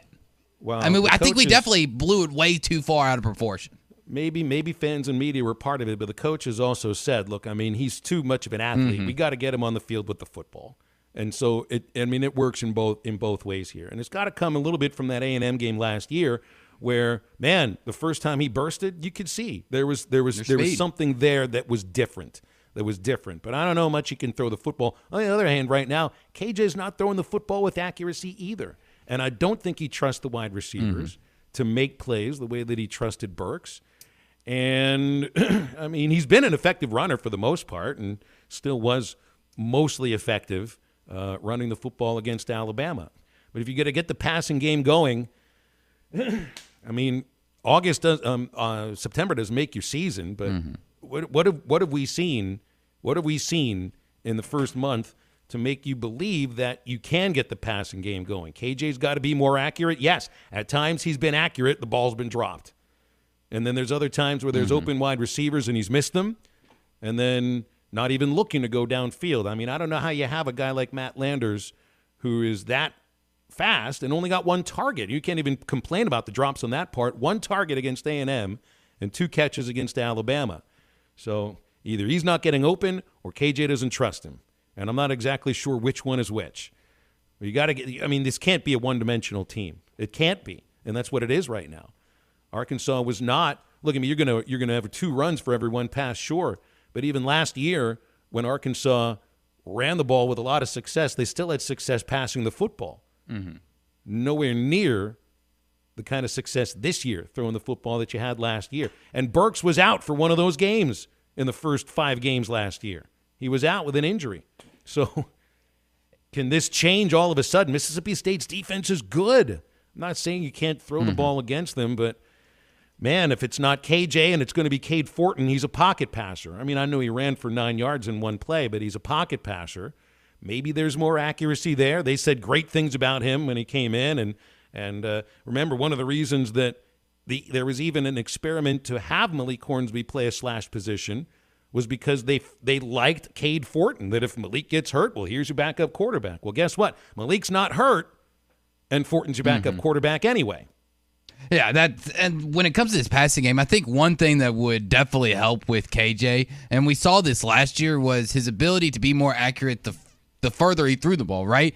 You look at his passing chart from the Alabama. I mean, still 54% completion, 13 of 24 attempts, but you only had 2, I guess, classified big plays of 20 or more yards. He had a 20-yard pass and then a 36-yard pass to Trey Knox in the first quarter.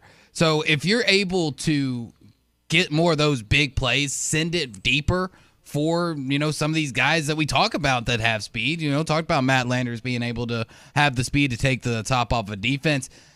I think you need to maybe concentrate more in that area because, one, you throw it up, it comes up to 50-50 balls. I think fans are more okay with, taking the deep shot and coming up empty than having the drop on a 5-yard slant, having the drop on a pass 8 yards across the middle. Those are the frustrating parts. You can kind of forgive some drops if you're going, 35 yards down the field.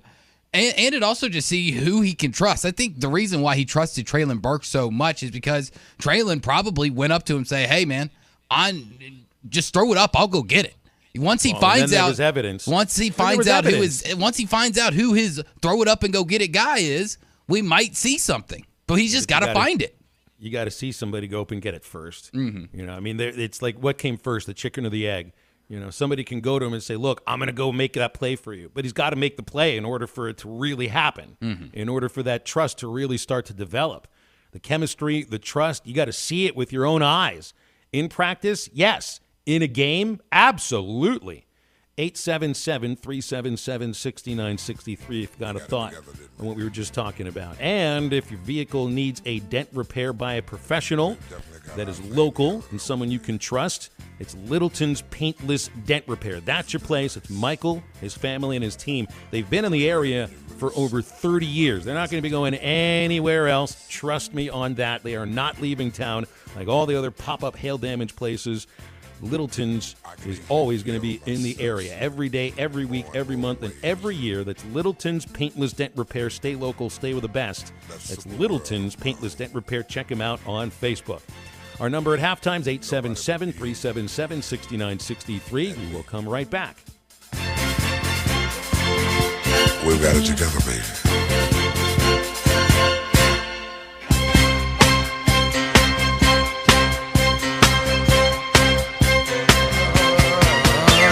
My first, my last, my everything.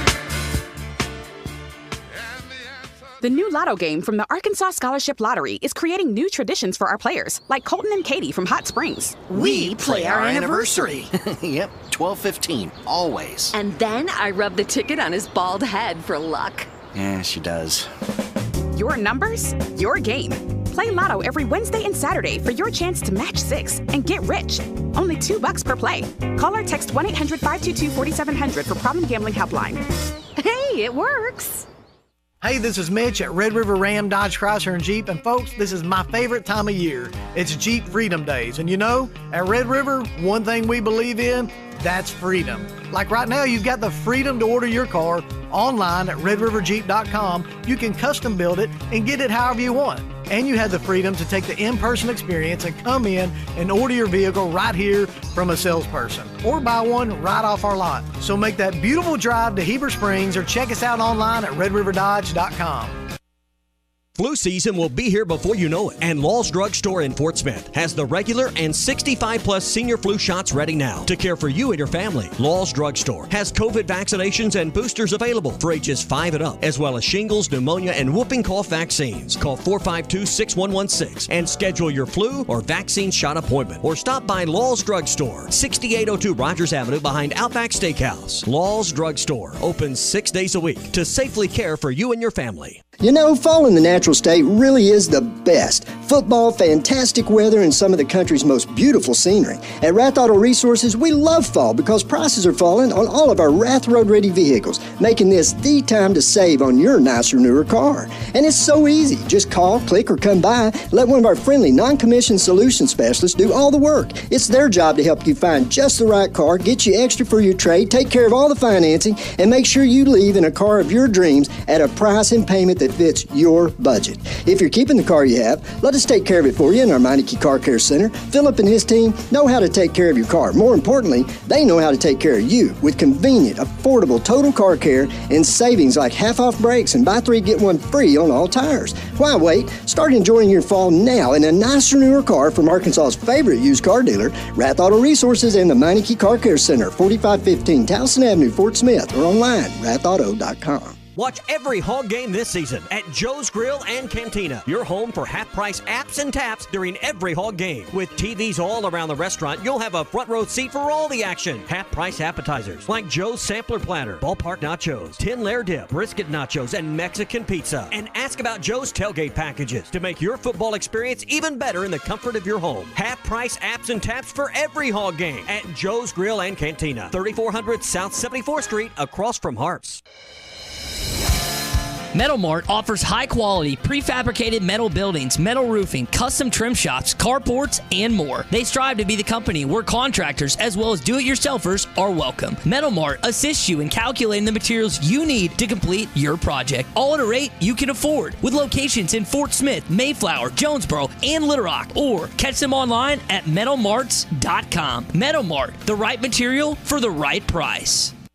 United Hail Pros will fix your hail-damaged car, offering industry-leading paintless dent repair with zero out-of-pocket, a free rental car from Enterprise, and a lifetime warranty. Locally owned and operated. Schedule today at UnitedHailPros.com. Call United Hail Pros today at 479-309-3998. We're on our way. Trust United Hail Pros. Your home for every Razorback football, basketball, and baseball game. ESPN 95.3.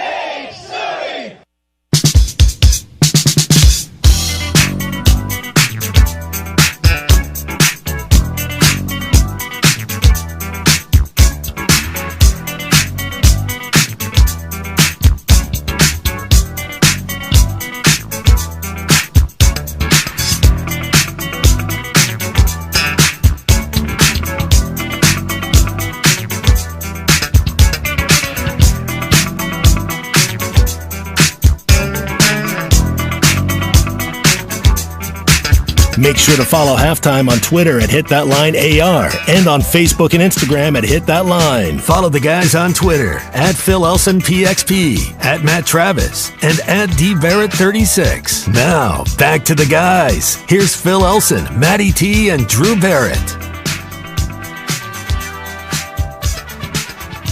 Text from Caleb, he wants Malik Hornsby to play in the secondary. I don't really see if move him to secondary, play defense at all. No, I don't think. Hey, maybe they need him at safety because Miles Slusher might be out this week. Has Malik ever played safety? I don't know. I don't even want to think about him playing safety right now. To be honest, I was surprised that he came back from moving into the transfer portal, and I just don't see him sticking around. I'm just throwing that out there. So maybe he's going to be a Razorback for the rest of the season. But if he's a third stringer and doesn't get on the field as a wide receiver, I just don't see him sticking around here at all. But apparently, Miles Slusher, the calf injury that affected him so badly against Alabama, that he was out for most of the last 3 quarters and got burned a couple of times out there. It is bad enough to where his status is up in the air for Mississippi State. So, when Slusher's healthy, and I didn't know he wasn't healthy until after the game, you could kind of tell that he wasn't quite the same. So now you're down Catalan. You might be down Slusher for another ball game. Safety was supposed to be a position of strength for Arkansas, and right now it's not. Along with cornerback too, although at least McLaughlin made his third interception. That's all the interceptions for Arkansas so far this year. Other texts coming in. Why is Ty yelling at us? Who's yelling at us? Ty. He feels like have we ever? He says that we're talking up Cade Fortin too much. Have any of us came on this air and said that he's next Bryce Young or anything? Oh, he's a backup quarterback. Yeah, but according to Ty, apparently we're drinking the Cade Fortin Kool-Aid. Well, whatever stats he's got from South Florida, I don't think necessarily matter right now, because the coaching staff brought him in and got him a scholarship, and he beat out Malik for the second string, and nobody here's talking him up. It's just a matter that I think he's a pocket passer. Yeah. If KJ's not starting in Starkville, then Cade Fortin is. I don't know if that's talking somebody up or just kind of reporting the facts. Yeah, that's exactly what's going on here. Jeremiah wanted to talk about KJ not running as much in the Missouri State game. He ran fine against A&M. He ran a lot against A&M. He ran a lot against Alabama. I don't think it was a matter of injury for him, but when his head got slammed to the turf in the fourth quarter, this can take a bit of time. You never know with head injuries or concussions. So, if it's a matter like if he doesn't practice for the first couple of days this week, but is back out there and practicing Wednesday, like I'd imagine he's out there playing. I would even think that as long as he's able to be in on meetings and get the game plan installed, you want KJ playing as long as the doctors say it's all right and he's able to pass whatever protocol he has to go through. But then again, Sam Pittman did not confirm that he's in concussion protocol, but we know his head was slammed to the turf, and I guess we can kind of put 2 and 2 together when it comes down to that. There's so much talk about Malik Hornsby, about somebody that's not been on the field very much. I guess we had just these incredible expectations for him. When the talk was, he's coming back, he's going to be a slash. And I'm thinking, oh boy, Cordell Stewart, can't wait to watch. Yeah, this would be just a lot of fun to watch. But that whole story has faded way into the background, And Malik getting on the field or not getting on the field, I don't think had anything to do with Arkansas losing to the Crimson Tide. Had nothing to do with the Crimson Tide reeling off 3 70-plus yard runs in the second half. Had nothing to do with the Crimson Tide and Bryce Young. Look, and Bryce Young's a great quarterback. We did not see the other quarterbacks that Arkansas has played this year be able to take advantage of the porous Razorback secondary. Ben Bryant did in the second half, but by then it was too late. Spencer Rattler, who, by the way, I saw Rattler is the lowest-rated quarterback in the SEC right now. So, he took advantage of them a little bit, but again, by then it was too late.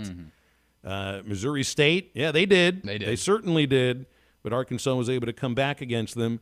Max Johnson didn't. They just got lucky. What Johnson was best at was getting away from the pass rush and throwing up wounded ducks that somehow players caught.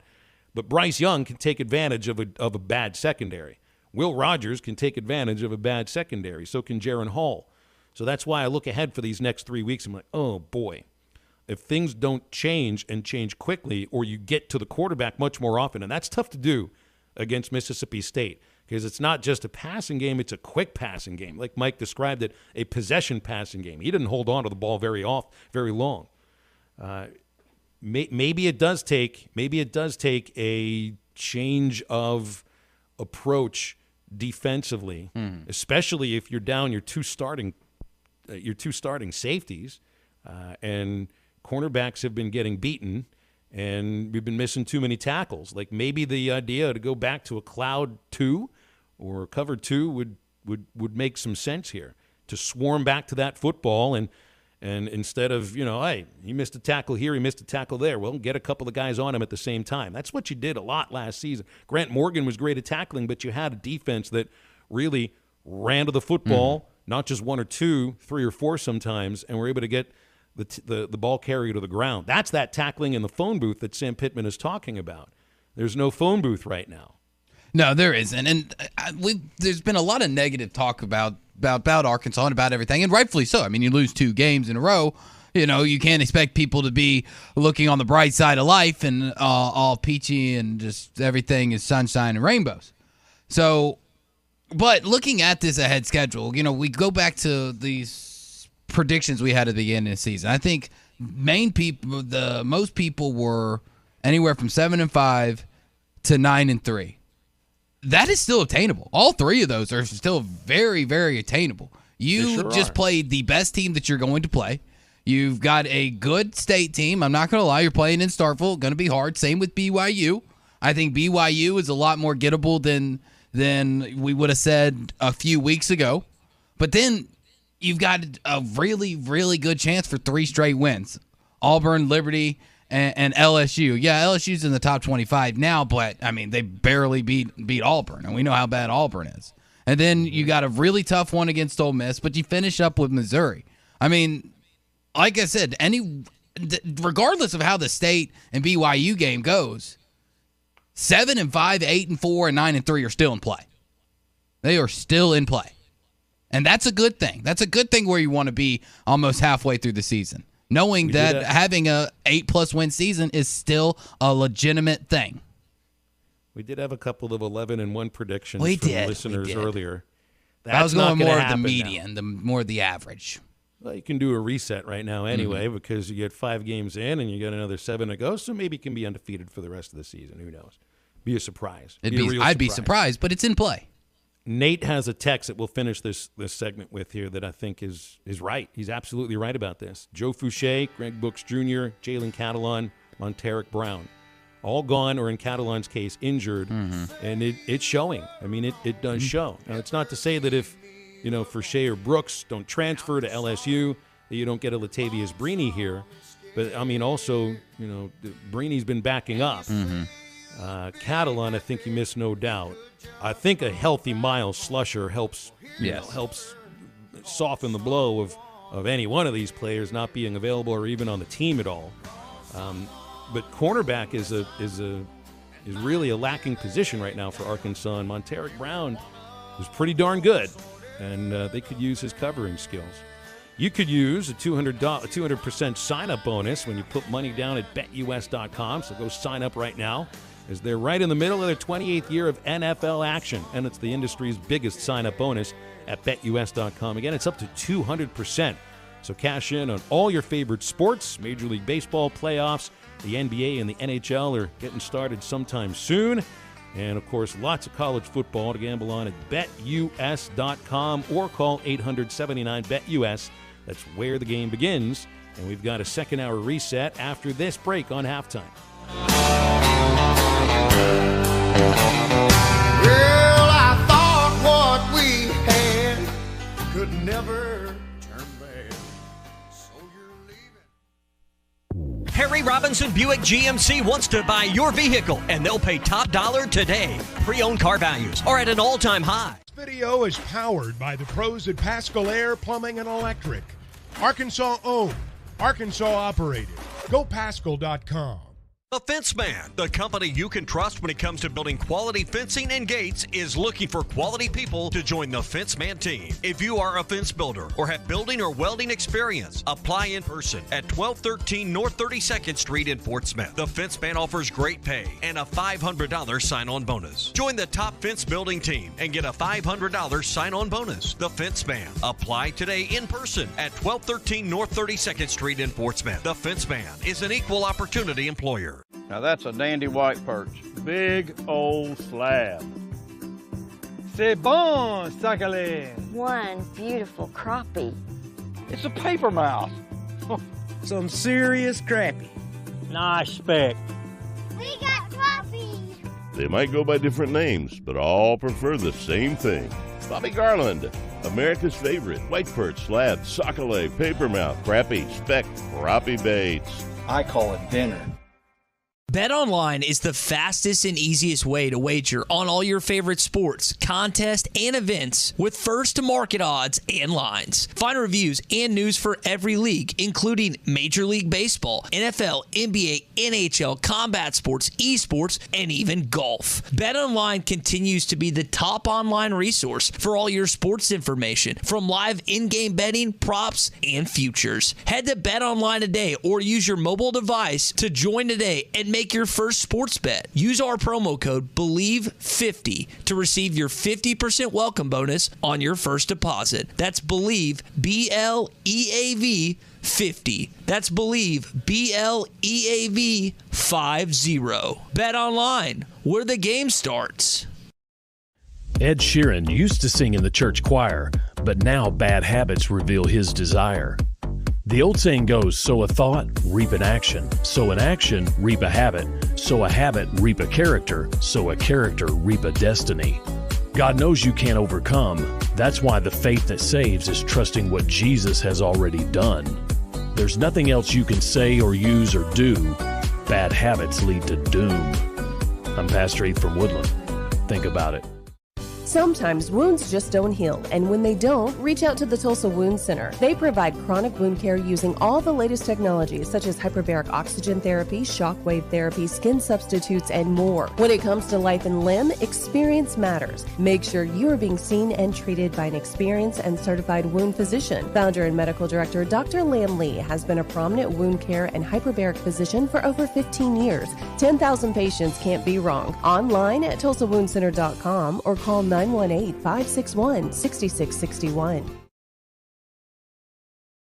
Searching for the best UTV on the market but can't find it with any of the big name brands? That's where the Intimidator comes in. An American brand using American-made steel and built in Arkansas. Intimidator UTVs offer premium components as standard, unlike those other companies. Items such as doors, skid plates, heavy-duty frames, and comfortable seating, all at one comparable price. See why Intimidator UTVs are the best choice by visiting your local dealer, Horns Outdoor in Hot Springs, or visit hornsoutdoor.net. Hi, I'm Mike Van Jr. with Mike Jr.'s Mobile Wash. You can count on my team to provide top quality pressure washing and exterior cleaning services for your property. What all do you service? Fence washing, gutter, or deep concrete cleaning for your home, commercial business, and more. Do you have insurance? Absolutely. We're covered with liability insurance, and we also use safe and effective wash methods, leaving your home or business looking brand new. I guess I need to go to your website, mjmobilewash.com. Or just give me a call at 479-763-5561. Mike Jr.'s Mobile Wash. One call cleans it all. No out.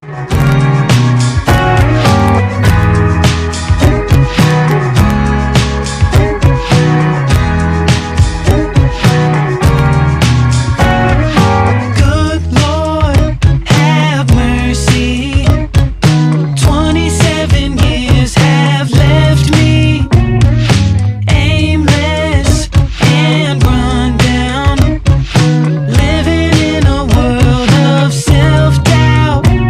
Now, back to the guys. Here's Phil Elson, Matty T, and Drew Barrett. All right, we are coming up to this third hour of your favorite midday radio program here on ESPN Arkansas and hitthatline.com. So before the top of the hour, here is Drew with our second reset. Freeze frame! Reset and refresh. Reset. The great reset. It's time for the halftime reset, giving you all the info and facts you need to make it through the rest of your day in sports.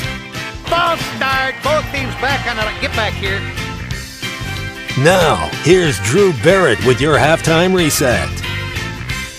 Plenty of football went on throughout the natural state this weekend. Here's how everyone else did not name the Razorbacks. Arkansas State, they beat UL Monroe. UAPB lost on the road at Southern. Central Arkansas got the win over the Governors of Austin Peay. Arkansas Tech beat South Nazarene.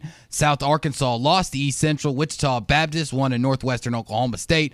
Harding got the dub at home against Oklahoma Baptist. Henderson State Reddies beat Southeastern Oklahoma State. Monticello Boll Weevils, they lost at Southwestern Oklahoma State. And Hendricks lost at home to Trinity. Overall, the state of Arkansas went 6-5 on the gridiron this weekend. New AP poll, and we have a new number one than we had last week after Georgia struggles with Missouri. Alabama has reclaimed the top spot in the AP poll. Alabama, Georgia, Ohio State, Michigan, and Clemson rounding out the top 5. Other SEC teams in the poll, Tennessee, they are staying locked in at number 8. Ole Miss, they move up 5 spots to number 9. Kentucky falls 6 spots down to 13. You have State. They move up into the rankings for the first time. They come in at 23. LSU also moves into the rankings with a 4-1 record at 25. Arkansas did receive 76 votes, 76 points this week. So if you want to be that guy that says Arkansas is now the 29th team in the country, according to the AP poll. And lastly, does it really work that way? I mean, it can if you wanted it to. If you want to be that guy, be that guy. Go for it. And this is just, it's becoming really, really sad to see what was once a great wide receiver. I don't know if he's ever really been a good human being, but he was once a great wide receiver. Now we definitely know he's just not. It's getting really embarrassing for Antonio Brown. Honestly, it's getting just sad to watch. After the video came out on Saturday morning of him exposing himself to people at a hotel pool back in May, AB thought it was a good idea to tweet out Sunday, and I quote, "I'm telling every team that they need some offense to pick up AB because he's shown that he still has the ability to expose a D." He also tagged the NFL in the tweet. Someone please get this man the help he needs. It is really becoming absolutely sad. And if you read the story of what allegedly happened on that rooftop pool, I think it was in Abu Dhabi in May. I mean, it is just some extremely creepy stuff. And watch the video. What he does to that woman that he does not know. Remind you, he does not know this person. Picking her up and slamming her into the water and trying to put a scarf over her eyes. Like, no, sir. Let alone like assault. That is assault. Let alone the grabbing his member and yelling at her, "You know you want this." Wow. I mean, it is bad. I would imagine that should be a crime in any country. It should be. It would be here. But I have a feeling AB won't be heading out to Abu Dhabi anytime soon either. Or to any NFL roster. No. For some reason, it's... Who tweets that and also tags the NFL in it? Somebody that something's wrong with. Mm-hmm. I mean, it's a cry out for attention, but how long can you be crying out for attention now? Because it's been 4 years. It's been 3 years since the whole breakdown with the Vegas Raiders, right? Yeah. And even before then, things were getting really crazy for Antonio Brown. I was a huge fan of his with the Steelers before things went crazy, and the team loved him. Coaches loved him. Something changed in him. And we are into our third hour after the break. Calls and texts at 877-377-6963. Don't go anywhere. Right back. September is here, and at Frank World Furniture, we want you to get this month started off right. So not only do we have no sales tax, but we are marking down every piece of furniture, bedroom furniture, mattresses, and dining sets in the store to unbelievable prices. That's right, marking all furniture down, and no sales tax. In-store, no credit check financing, family owned and service after the sale. All American-made sofas, love seats, sectionals, and recliners at Frank World Furniture. Best seats in the house. Hardee's new Charbroiled Double Deals, starting at $2.99 each, have the Academy for New Offerings hailing this double cheeseburger deal as very new indeed. How much more new does it get than the new Bacon Double Cheeseburger and the new California Classic Double Cheeseburger? Not much newer than that. Well, I've got news for the Academy. After this, I'm getting myself a double cheeseburger from this new deal. The new Charbroiled Double Deal, starting at $2.99 each at Hardee's. Feed your happy. Tax not included for a limited time. Price and participation may vary. Visit restaurant or app for details. Riley Farm Dental, at the entrance to Riley Farms, provides every type of dental care and procedures for you and your family. From general dentistry, braces, implants, and cosmetics, Dr. Bo Sparkman and Dr. Brogan give all of their patients better lives with a better smile, more confidence, and a comfortable experience every time. Riley Farm Dental, 5901 Riley Park Drive, Suite A, at the entrance to Riley Farms. Call 226-3500 for an appointment or visit RileyFarmDental.com. Ride without compromise. CF Moto's brand new U-Force 1000 XL with 2 3-person bench seats to haul more rear ends as you haul butt. Auto Finders in Adventure, Oklahoma has the perfect CF Moto for any road you choose. Get some serious mud on the tires with aluminum rims, custom paint, power steering, and a 3,000-pound winch. No wonder the CF Moto is Auto Finders' best-kept dirty little secret. Ride without compromise at Auto Finders in Adventure, Oklahoma in Roland. Visit a complete list of inventories online at autofindersok.com. Your search ends here.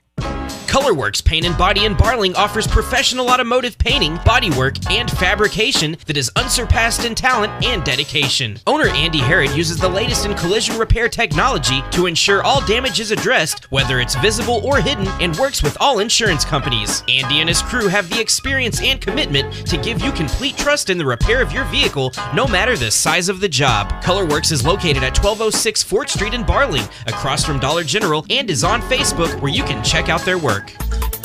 ESPN Arkansas weather. Our weather for today, high pressure covering all of the Gulf Coast states and the southern plains, so we get sunshine, our afternoon high about 85.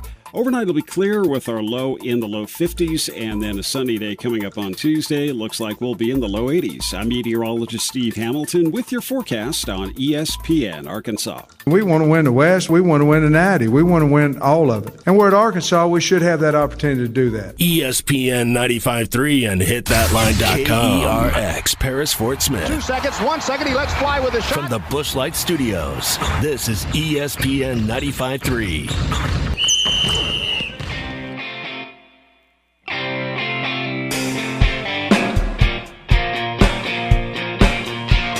Live from the Busch Light Studios. I love Arkansas. I love everything here. Give me that thing here.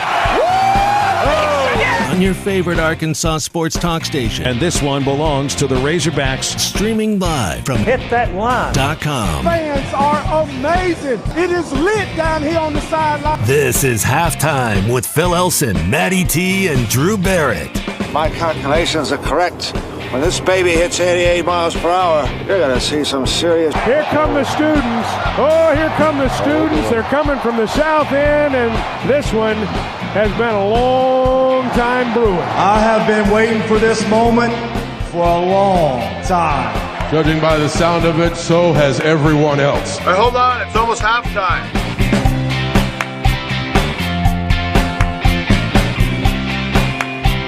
All right. We got another hour left here on halftime. It could take you right up until 2 o'clock. It's been heavy Arkansas football for these first couple of hours. And, of course, on a Monday during football season, that's what it's going to be. If you haven't been able to tune in yet, we know that the BYU game next week is a 1:30 kickoff. That'll be 2:30. I'm sorry, 2:30 Central. See, this is what I mean. You were actually correct. 1:30. It would be a 1:30 local Mountain. 1:30 Mountain time. If you're going to the game, remember it starts at 1:30. If you're not, it starts at 2:30. Well, I'm going to the game. So it starts at 1:30. So you better be ready to roll at 10:30. Well, in the other news, KJ Jefferson is day to day. Sam Pittman did not confirm nor deny that he's in concussion protocol. But his status, according to Coach Pittman, is up in the air for Mississippi State. That's the same with Miles Slusher. Calf injury kept Slusher out of most of the Alabama football game. And whatever the injury was for Warren Thompson is not quite as bad. So he might be available and out there on Saturday in Starkville. So if you are on any of our social media pages, our YouTube pages, where you'd want to go to get the Sam Pittman press conference. We'll have from the very start to the very end, and I'm sure we'll have some of those sound bites to play once we get tomorrow at 11 o'clock in the morning here on Halftime. 877-377-6963 for calls and texts, and we got Robert in Fort Smith with us here. Robert, real quick, how are you? What you got? Not bad, Mr. Barrett. It's 1 o'clock Elvis time. I don't know if you've heard that before, but I'm sure you have. I have. Okay, but anyway, Milrose was they needed somebody to step up. He stepped up, and I think we're just a couple players away, not to be in Alabama, but to where we've got that gateway to get into some of those types to be in a better spot. And with the portal, I think it's coming. We're just ahead of schedule on some things, but behind on others, That's legit, Robert. I mean, there's a thought that Arkansas might have been ahead of schedule last year, with the 9-win season, right after just picking up 3. There is that feeling. And so, you come into this third year under Sam Pittman, and it's like in your mind, you're like, all right, well, you got 9 last year. We're going to get 9 again, right? And what else is theoretically a winnable game here or there? And, I mean, at the start of the season, based on from what happened last year, we all wanted to be as optimistic as possible. And maybe there is 9 wins there. But I know going into October, Arkansas last year did not have 2 losses. And October was a really rough season, the roughest part of the year. And the things that have to be fixed, like I don't know if they are quick fix things. Tackling, I mean, look, we've talked tackling 5 weeks now. Maybe this is what the defense is right now. You're going to have to change things up, right? Change up the scheme, maybe drop back, a couple more. But is that going to fix tackling? I hope so.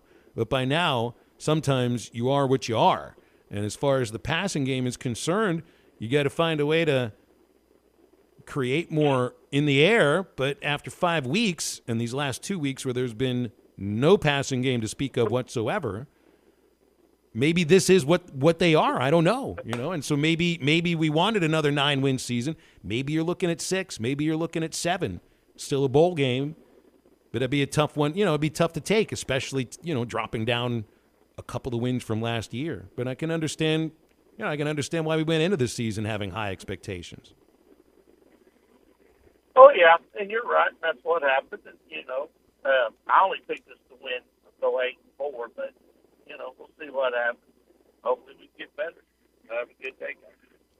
Hope so, too. Appreciate the call. These Mondays after a loss, gosh, I mean, I got used to them the first 3 years of this radio program. We just got used to it.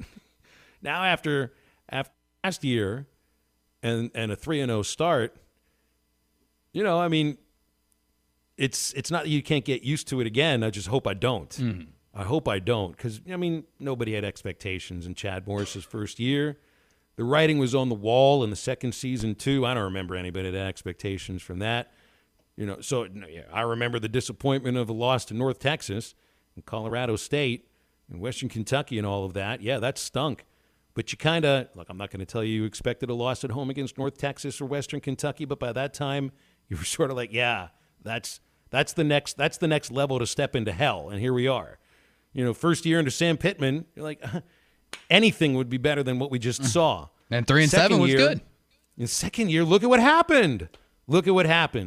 We can't say we got used to it, but man, you want a little bit more of that taste. But it's not like last year you didn't have what we're tasting right now in your mouth at a certain point. Last year you did lose 3 straight. This year you might lose 3 straight again. It's all about how you finish out. Now, you're about a week in advance of where it was last year, and luckily you had UAPB in Little Rock before the bye to get you back on track. But it still has the chance to being a great season, to meeting all those expectations. I mean, anybody in Arkansas should know it best, because the saying, they remember what you do in November, was started and lived here with Frank Boreals. I mean, that really is such a true fact. If you can end this season well, even if you do end up dropping this one at State, if you're able to rebound and in Provo, get to that bye week, get a little healthier, I think that you can ramp up for a great November. And that would be, if things status quo stay the same right now, another 2 top 25 wins with LSU and Ole Miss. Well, the offense is going to have to step back up for these next couple of weeks. And I think for the first 3 weeks, you don't know what a team is, for 3 weeks in a season. By then, you're like, all right, this is a running team. It's a running team. Right now, it is a running team almost specifically and only. So you need to be able to advance the ball in the air. Otherwise, they're just going to play the run and dare you to throw it. And right now, I don't think there's any trust developed in the passing game to be able to do exactly that. All right, you're daring us to throw it, so here we go. We're going to move another man into the box. Your offensive line, I think, continues to play well. I think the line, for the most part, played well against Alabama, and I think against A&M they did too. You're still doing well offensively at the line of scrimmage, but you got to throw the ball. It can't be a team that is just, and it's not 3 yards in a cloud of dust. You got to be able to throw the ball. In today's day and age of college football, it's not a service academy. This isn't. It's even Coach Pittman said we just can't turn and hand it off. They didn't have to turn and hand it off last year. The passing game held up their end of the bargain. Heck, even in the Ole Miss game, held up their end of the bargain. And we questioned this all off season. How badly are they going to miss Treylon Burks? I think we've seen this in the past couple of weeks. They've missed Treylon Burks terribly. Terribly. Burks made play after play to keep you in the Alabama football game. He still needed a couple of trick plays too, and we haven't even brought up the onside kick, which was a beautiful decision and so well executed by Bates. I don't think I've ever seen a better onside kick attempt before. Yeah, it was absolutely phenomenal. To where he got his own onside kick. And one thing that I think might have been a little overshadowed is what Sam Pittman said in the post game, that they were planning on going for a fake field goal. Fake field goal. But they just didn't get the look that they wanted. For it. I remember when they lined up for that. I'm thinking, I did too. I thought it was there. You wouldn't do it 2 years in a row, would you? And I was shaking my head. Don't do it. Don't do it. Don't do it. And they didn't, because they saw something they didn't want to see. Yeah, it's sometimes you just got to pull out trick plays to beat a great team. I don't think this is a team that week in, week out is expected to do exactly that. Text in from Brian and Rogers. Yeah, talking about nobody wants to win more than the coaching staff, and if Hornsby was effective in all of that. I think the story of Malik Hornsby is just going to end up fading into the background. And I think today is the day that it gets kicked around and talked about more than any other day for the rest of the year. But I think as this week continues and the season continues and we see, I was going to say less and less, but I think you're going to see just exactly the same amount of Malik Hornsby that you saw against Alabama, 0, that the story's going to fade into the background and then go away. And it won't be, obviously right now, it isn't what any of us thought it was going to be. It's not what Coach Pittman thought it was going to be. He said it at his press conference today. Malik playing wide receiver is not even what I thought it would be. The plan is to play him quarterback, and he's a third stringer. So it's not a major portion of the offense. It wasn't to begin with, and it's going to be even less important moving forward. So if it's a matter of fixing the passing game or fixing what's wrong offensively with Arkansas right now, it's either going to be K.J. Jefferson and a set of receivers that I don't think he trusts fully, or Cade Fortin and the same set of wide receivers. So doesn't litter you with optimism about the passing game moving forward. Doesn't for me, that's for sure.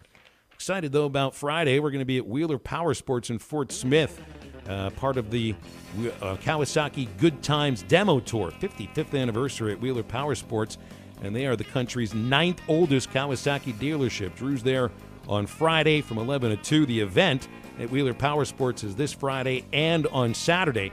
And you can test drive bikes, the Z900, the KLR 650, the Vulcan S, the Ninja 1000, and many more. So experience your favorite Kawasaki motorcycles firsthand and join in on the good times with demos, giveaways, and more. Mark your calendars. That's Friday, halftime live 11 to 2 at Wheeler Power Sports in Fort Smith. Go to WheelerPowersports.com for more information. All right, we're going to take a break on halftime, and we are talking with Connor O'Gara from Saturday Down South. Thoughts on the Hogs and the rest of the SEC are coming up next on halftime. The Kawasaki Good Times Demo. Video is powered by the pros at Pascal Air Plumbing and Electric. Arkansas owned, Arkansas operated. GoPascal.com. The Fence Man, the company you can trust when it comes to building quality fencing and gates, is looking for quality people to join the Fence Man team. If you are a fence builder or have building or welding experience, apply in person at 1213 North 32nd Street in Fort Smith. The Fence Man offers great pay and a $500 sign-on bonus. Join the top fence building team and get a $500 sign-on bonus. The Fence Man. Apply today in person at 1213 North 32nd Street in Fort Smith. The Fence Man is an equal opportunity employer. Now that's a dandy white perch. Big old slab. C'est bon, sacalé. One beautiful crappie. It's a paper mouth. Some serious crappie. Nice speck. We got crappie. They might go by different names, but all prefer the same thing. Bobby Garland, America's favorite white perch, slab, sockeye, papermouth, crappie, speck, crappie baits. I call it dinner. BetOnline is the fastest and easiest way to wager on all your favorite sports, contests, and events with first-to-market odds and lines. Find reviews and news for every league, including Major League Baseball, NFL, NBA, NHL, combat sports, esports, and even golf. BetOnline continues to be the top online resource for all your sports information, from live in-game betting, props, and futures. Head to BetOnline today or use your mobile device to join today and make your first sports bet. Use our promo code BELIEVE50 to receive your 50% welcome bonus on your first deposit. That's BELIEVE, BLEAV 50. That's BELIEVE, BLEAV 50. Bet online, where the game starts. Ed Sheeran used to sing in the church choir, but now bad habits reveal his desire. The old saying goes, sow a thought, reap an action. Sow an action, reap a habit. Sow a habit, reap a character. Sow a character, reap a destiny. God knows you can't overcome. That's why the faith that saves is trusting what Jesus has already done. There's nothing else you can say or use or do. Bad habits lead to doom. I'm Pastor Heath from Woodland. Think about it. Sometimes wounds just don't heal, and when they don't, reach out to the Tulsa Wound Center. They provide chronic wound care using all the latest technologies such as hyperbaric oxygen therapy, shockwave therapy, skin substitutes, and more. When it comes to life and limb, experience matters. Make sure you are being seen and treated by an experienced and certified wound physician. Founder and medical director Dr. Lam Lee has been a prominent wound care and hyperbaric physician for over 15 years. 10,000 patients can't be wrong. Online at TulsaWoundCenter.com or call 918-561-6661.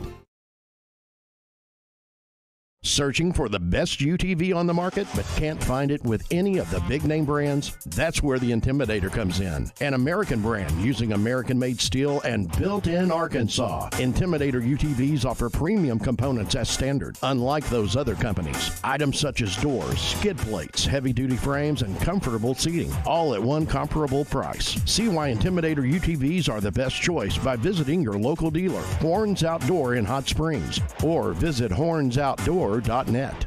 Hi, I'm Mike Van Jr. with Mike Jr.'s Mobile Wash. You can count on my team to provide top quality pressure washing and exterior cleaning services for your property. What all do you service? Fence washing, gutter, or deep concrete cleaning for your home, commercial business, and more. Do you have insurance? Absolutely. We're covered with liability insurance, and we also use safe and effective wash methods, leaving your home or business looking brand new. I guess I need to go to your website, mjmobilewash.com. Or just give me a call at 479-763-5561. Mike Jr.'s Mobile Wash. One call cleans it all. No House Advantage is changing the game by offering the most dynamic fantasy sports platform available today. Play in pick'em contests versus other people for a shot at winning $150,000 plus in cash. Download the app, choose a contest. Feels good to shake a hand and hug a friend. Find us on 99.5 in Northwest Arkansas, 95.3 in Fort Smith in the River Valley, 96.3 in Hot Springs in Central Arkansas, 104.3 in Harrison and Mountain Home, and everywhere on hitthatline.com. Now, back to the guys. Here's Phil Elson, Matty T, and Drew Barrett. Connor O'Gara from Saturday Down South joining halftime here. We always appreciate Connor's time on a Monday, so... Connor, we had a beautiful day on Saturday. It was absolutely gorgeous. Couldn't have asked for a better day for a big game against Alabama. CBS, 2:30, place was totally packed. It was jazzed. You saw like 80 tents that were up. There were students camping out overnight for 2 nights in a row. And you saw what happened, man. So much of the focus today here on this show from us and from listeners, I think, is focused on what Arkansas did wrong. How much of this goes into the idea that, maybe Alabama just is really good again?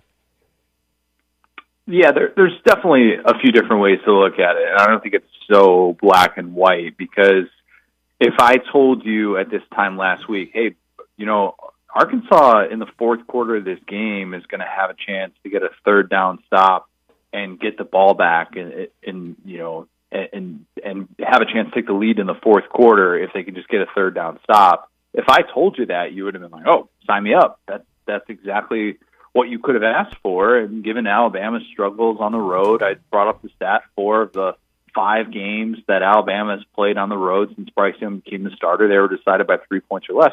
I think if you knew all those things, you'd say, all right, let's go. But then you look at what happened around that, and you'd say that's a problem. And the problem with Arkansas right now is that in addition to Alabama giving it that loss number 2 to drop to 0-2 in SEC play, you realize, all right, the team isn't going to Atlanta. They have such obvious strengths and weaknesses, and that's daunting for the schedule that awaits. And I don't necessarily know that they have all of a sudden a solution to be able to change that. And I think that's kind of where the angst comes from, because I agree, there were some great things that we saw during that 23-point run that Arkansas had to climb back in the game, and you love the way that they fought when you thought it could be 52-7. But I do think that there are a lot of different things that you can dig into on both sides that you come away from it saying, well, this isn't necessarily just Alabama being really good. It's also Arkansas having issues that need to be figured out, and I don't know if they will. So, I mean, and the issues are you've got extremes on both sides of the ball. You got a pass rush that is normally very effective, really weren't effective against Alabama, but normally very effective. But almost no tackling right now in the secondary, and coverage has been poor. So those are 2 extremes. And on the offensive side right now, sure, it's a team that runs the football well, and I thought they ran it well against Alabama. I was impressed with the line and with Rocket Sanders, but they're just not clicking in the passing game. And it's real extremes, like very successful running, not successful passing at all right now, 2 weeks in a row, and defensively successful getting to the quarterback. But outside of that, there's not been much success defensively. It seems like the biggest adjustments that can be made are from a scheme standpoint defensively, and that's up to Barry Odom, who has gotten, 3 different extensions while he's been in Arkansas, maybe 4. I don't know. I've lost track at this point. But you can't put your guys in some of those spots. At this point, if you don't realize that Miles Slusher is not going to be able to cover a guy deep in single coverage, no matter how big of a cushion you give him, I think that's on you. I saw him just get absolutely torched in the first quarter of that game. And without any sort of over-the-top help, you're putting your guy in a really tough spot. Yeah, the player has to be able to execute, and Miles Slusher has struggled to do that. I think this Arkansas secondary without Jalen Catalon, it's been well documented, the struggles, but that's the biggest holdup that they have right now. Bama, you knew them for their explosive offense last year. It's one thing when Bryce Young has 559 passing yards in that game last year, when all right, they got Jameson Williams, they got John Mechie. Alabama coming into this game had 1 passing play of 40 yards, and it came last week against Vandy when Vandy was in this bizarre coverage at the end of the first half, and they let Jermaine Burton get over the top. They had 3 such plays in the first quarter of this game. Bryce Young was torching them. That's a bad sign moving forward when SEC quarterback play is really good. And there are a bunch of guys in this conference who can stretch the field that await on that schedule. And while Will Rogers isn't necessarily a big over-the-top guy, he can pick you apart. And that's the issue right now with this team. They have some glaring weaknesses, and Alabama exposed them. It also feels like, and maybe not for the first time, but we're really starting to come to the conclusion after simmering in this for the last couple of weeks. It's a good group of wide receivers, but man, they really do miss Treylon Burks. And I think it's really KJ misses Treylon Burks. You saw that trust that he had in Burks for obvious reasons last year. And we don't have the sense that he trusts his receivers right now. And maybe there's real reason in his mind for why he doesn't trust them, but there isn't that chemistry on the field right now. Yeah, that's evident. And look, Matt Landers is somebody that has struggled with drops throughout his career, and developing a rapport with a guy who has that kind of in his background, in his DNA is tough. Jaden Hazelwood didn't come to Arkansas as a separation guy. That wasn't his thing at Oklahoma. That wasn't his thing when he was a 5-star recruit. But he was coming to Arkansas in hopes of being that go up and get a guy. And I think he's had some great moments. I love him after the catch. I think he's so tough. And I think that he's a guy that is a nice complementary player. But for what KJ kind of needs right now and what his skill set is defaulting to is having that go-to guy, and that's not there. And that's why this passing game has these moments where it can just look really stagnant. And you're like, wait a minute, they're not even really trying to do some of these things to be able to stretch the field, to be able to just have, boom, quick RPO slant, get KJ going. Kendall Briles has to figure that out because you can't be one-dimensional and beat a team of Alabama's caliber. We knew that going in. We knew that especially after watching the way that game played out. And they have adjustments to be able to make on both sides of the ball. There's no denying that Sam Pittman has empowered his coordinators in a big way, and it's up to them, and it's up to Sam Pittman as well, to be able to make those tweaks, or else this can turn into 6-6 in a hurry. And nobody wants that. I mean, it'd be a bowl game, and we'd have to start talking perspective at that point. No, I don't want to be the one talking perspective. But now Alabama's number 1, Georgia drops down to number 2. Look, I think Missouri's a bad football team. They probably should have beaten Georgia. Nerves about Georgia right now because over the first 3 weeks they looked like an offensive juggernaut, and right now, I mean, they kind of struggled back-to-back weeks. Yeah, I think those first 3 weeks kind of set the bar a little bit too high for where Georgia was actually at. And look, Georgia looked phenomenal. I mean, I'm not taking that away from them. And I saw them in person week 1, and I was really, really impressed with how fired up they were, especially defensively where they had the 8 new starters. But these last couple of weeks, it's been a rough go, and we're kind of seeing the flaws in Georgia. And they're a team that's dealt with injuries at the receiver positions. And as great as those tight ends are, you need receivers if you're going to execute this Todd Monken offense. And they just don't necessarily have the guys right now that Stetson Bennett trusts, that he feels like can be possession guys for them, that can take the top off of the defense and kind of give that offense an exhale. So they've had to do some things mid-game. I mean, they mixed up their running game scheme at halftime of that game and went to a different approach to be able to get some of those big plays in the ground game. And this is a team that, in my opinion, is still one of 3 that can win a national championship. That list has never been more obvious. I mean, 60 of 63 AP voters have Alabama, Ohio State, and Georgia in their top 3. I mean, that's crazy. It's never been more evident, the top tier. But the top tier is going to have some of these moments. And Alabama had the moment against Texas. Ohio State couldn't distance itself from a Notre Dame team that it now looks a lot worse. And Georgia's experiencing this right now, and it just didn't necessarily experience this the way that many would have assumed that they would to kind of start off the year. And now they're realizing where their shortcomings are. Mm-hmm. Connor Elseway in the SEC. I don't know if the question about Ole Miss was answered, but is Ole Miss for real now, or did Kentucky just give it away? 2 things can be true at the same time. Kentucky wins that football game, and like 6 different things happen. I mean, it's crazy. Like if Will Levis snaps the ball 0.1 seconds later, they don't have an illegal procedure penalty with the guy not getting set. Dane Key has a go-ahead touchdown in the final minute of that game.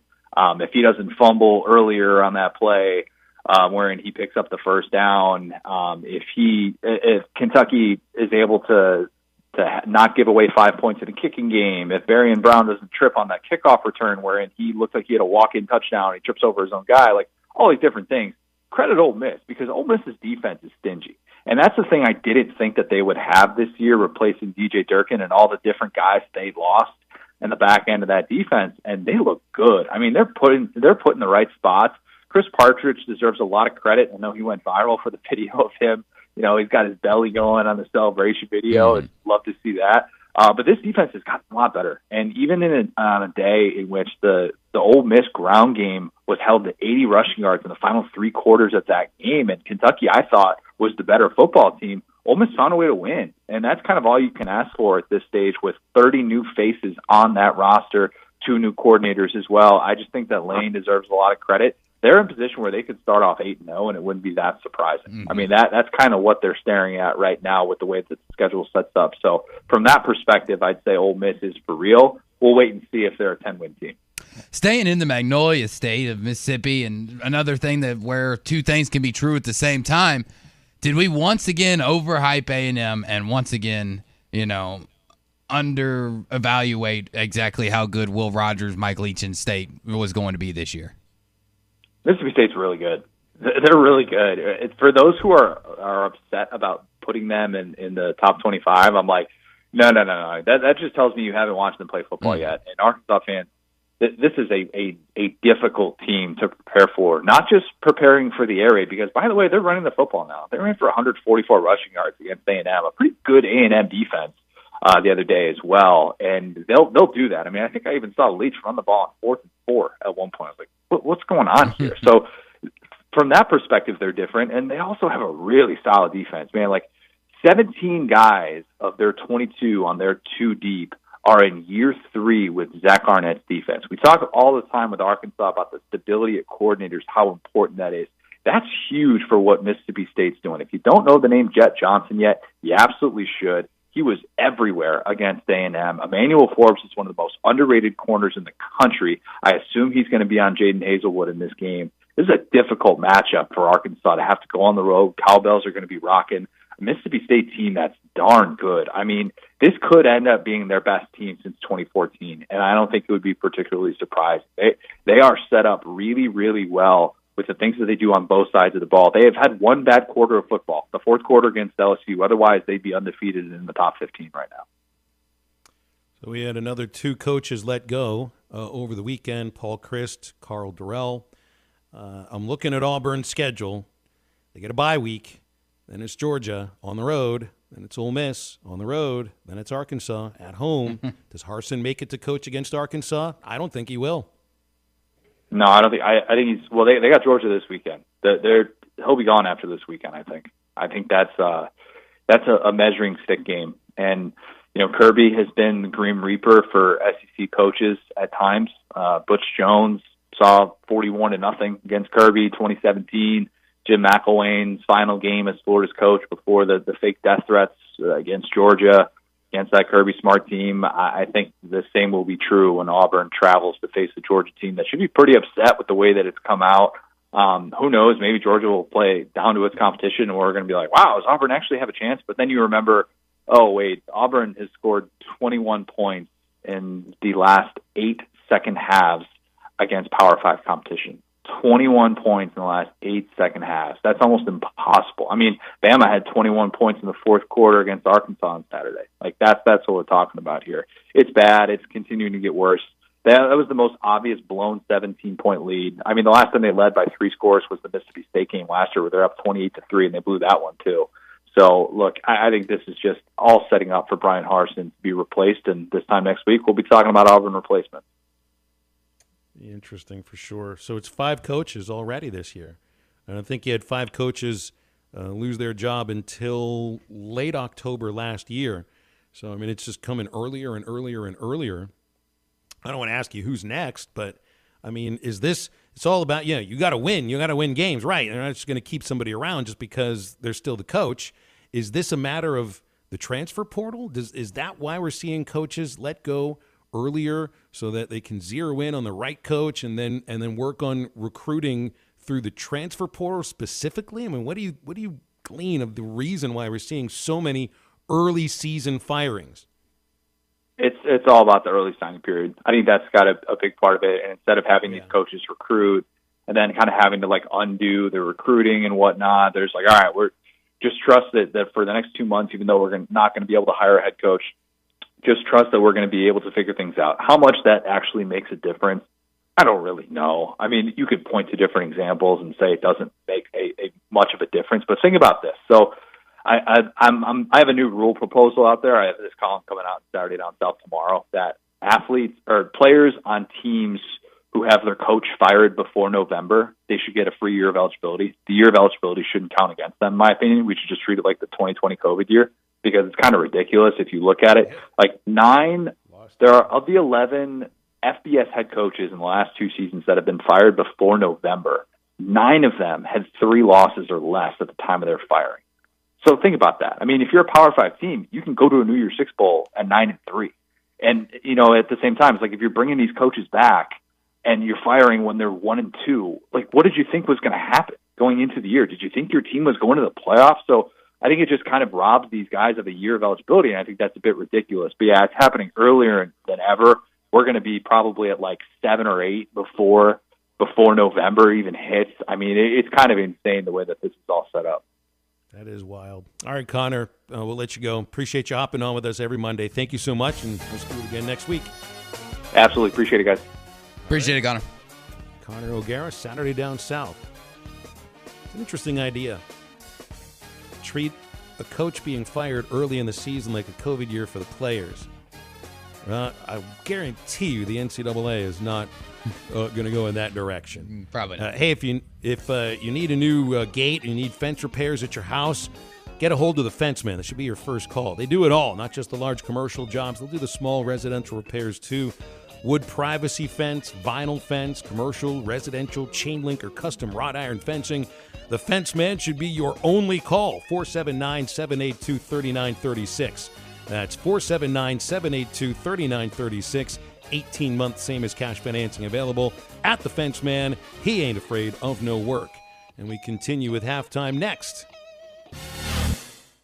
The world is always changing, and our lives change right along with it. So when you need a bigger space for that gym or remote office, a larger kitchen, or a yard to run around in, your local Weichert agent can help. And when your life changes again, and you're looking for that cozy place for just the two of you, your Weichert agent can help then too. Because at Weichert Realtors, we know that no matter how the world changes around you, we'll take you home. Call your local Weichert Realtors office today. At Weichert Realtors, we sell more because we do more. Each Weichert franchised office is independently owned and operated. Hello, everybody, and welcome back to Fansville, a college football utopia. Fansville. Where the lakes are stocked with ice-cold Dr. Pepper, and the autumn winds rustle with the sweet smell of football glory. And Dr. Pepper. It's a land flowing with onion dip, where even the food pyramid is shaped like a hot dog. Footlong. Where every yard gained is a yard worth celebrating, and every celebration is beyond excessive. With ice-cold Dr. Pepper. Return to glory this season with Fansville by Dr. Pepper. Grab some today. At Southern Tire Mart, we look out for you and your vehicle. Come visit us for America's most trusted brands like Michelin Tires and top-of-the-line service. You can depend on Southern Tire Mart and Michelin Tires to keep you rolling. Come see us at Southern Tire Mart, just off I-540 exit 14 in Fort Smith, for Michelin tires that fit your needs and service that cares for you like family. Chuck Barrett here. I know a thing or two about making great calls in Arkansas. And when it comes to your home service needs, make the call to Paschal Air, Plumbing, and Electric. Paschal offers plumbing services from simple drain repairs to running all new lines. And right now, you can replace your water heater with a professionally installed system from Paschal. Take $150 off a new traditional water heater or $300 off a tankless system. Paschal Air, Plumbing, and Electric. Arkansas owned. Arkansas operated. Go Paschal.com. Hardee's new Charbroiled Double Deals, starting at $2.99 each, have the Academy for New Offerings hailing this double cheeseburger deal as very new indeed. How much more new does it get than the new Bacon Double Cheeseburger and the new California Classic Double Cheeseburger? Not much newer than that. Well, I've got news for the Academy. After this, I'm getting myself a double cheeseburger from this new deal. The new Charbroiled Double Deal, starting at $2.99 each at Hardee's. Feed your happy. Tax not included. For a limited time. Price and participation may vary. Visit restaurant or app for details. Arkansas Glass and Mirror Company has 2 locations, 1316 South Zero and 200 South Zero Street in Fort Smith, serving the glass and glazing needs of Fort Smith, Northwest Arkansas, and Eastern Oklahoma, commercial and residential. Tub and shower enclosures, mirrors, glass table, and countertops cut to custom size are just a few services offered by Arkansas Glass and Mirror Company. Arkansas Glass and Mirror stocks laminate glass, plexiglass, Lexan, window glass, and mirror and plate glass. For more information, call 646-4300. That's 646-4300. Do you need help with your next project? Metters Lumber True Value is here to help. A family-owned business since 1936, the staff has more than 90 years of experience in construction and the hardware business. If they don't have what you need, they know how to get it, and they are more than happy to accommodate your special order. So whether it's building a new deck, a paint project around the house, or needing a new set of tools, Metters Lumber True Value has everything you need. With locations in Alma, Ozark, and Clarksville, and you can shop online at metterslumber.com. Metters Lumber True Value.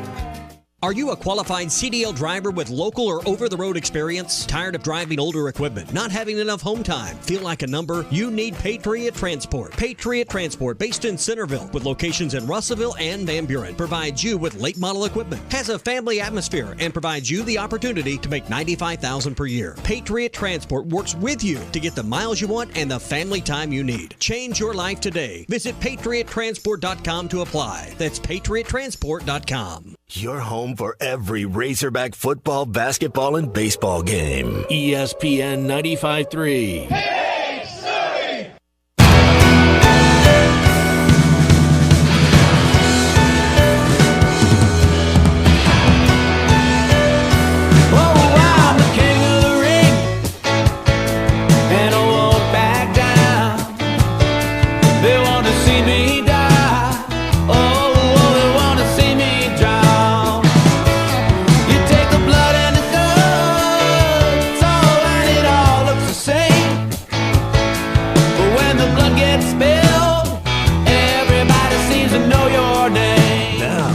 To the guys. Here's Phil Elson, Matty T, and Drew Barrett. I don't know who it was that texted in earlier that wanted me to give them a projected lineup for Arkansas baseball based upon what I saw at the Fall Classic Friday at Baum-Walker Stadium. I can't do that. I can't. I barely even know what these guys look like right now. I can tell you the pitching staff. I can tell you I thought might turn into the starting rotation, but in early October, I don't think that's very helpful. I can tell you that I was so happy that the first person I saw when I got into the dugout was a familiar face. It was Peyton Stovall, because I don't know what the rest of these guys look like. So out of the two lineups that I saw, I think the only familiar faces, being guys that played on the team the year before, were Stovall. Brady Slavens didn't play. He was there at the batting cage just kind of talking to the guys and being up and chipper and everything. But he wasn't playing because of an elbow injury that he had surgery on after the season. But he'll be good to go for baseball this next season. So Slavens wasn't on the lineup. There's Kendall Diggs and Jude Putz. And that's it. That's it. There's 3 out of 18 that I saw play last year for the Arkansas baseball team. So I can't give you a projected lineup right now. It's pretty much an exercise in futility. I can tell you that there were more people at the Razorback Fall Classic baseball game than there are for some NCAA regional games. Size of the ballpark a reason why? Maybe. I don't know. But people were jazzed up about being there and watching the teams play. And I tell you, you can even see it in the players, in the newcomers' faces when they're in the dugout. Imagine, it doesn't matter if you're an incoming freshman or you're a Division I transfer from Austin P or Creighton or whatever, or a junior college transfer. They've not played in front of crowds of this size. If they have, it's been rare.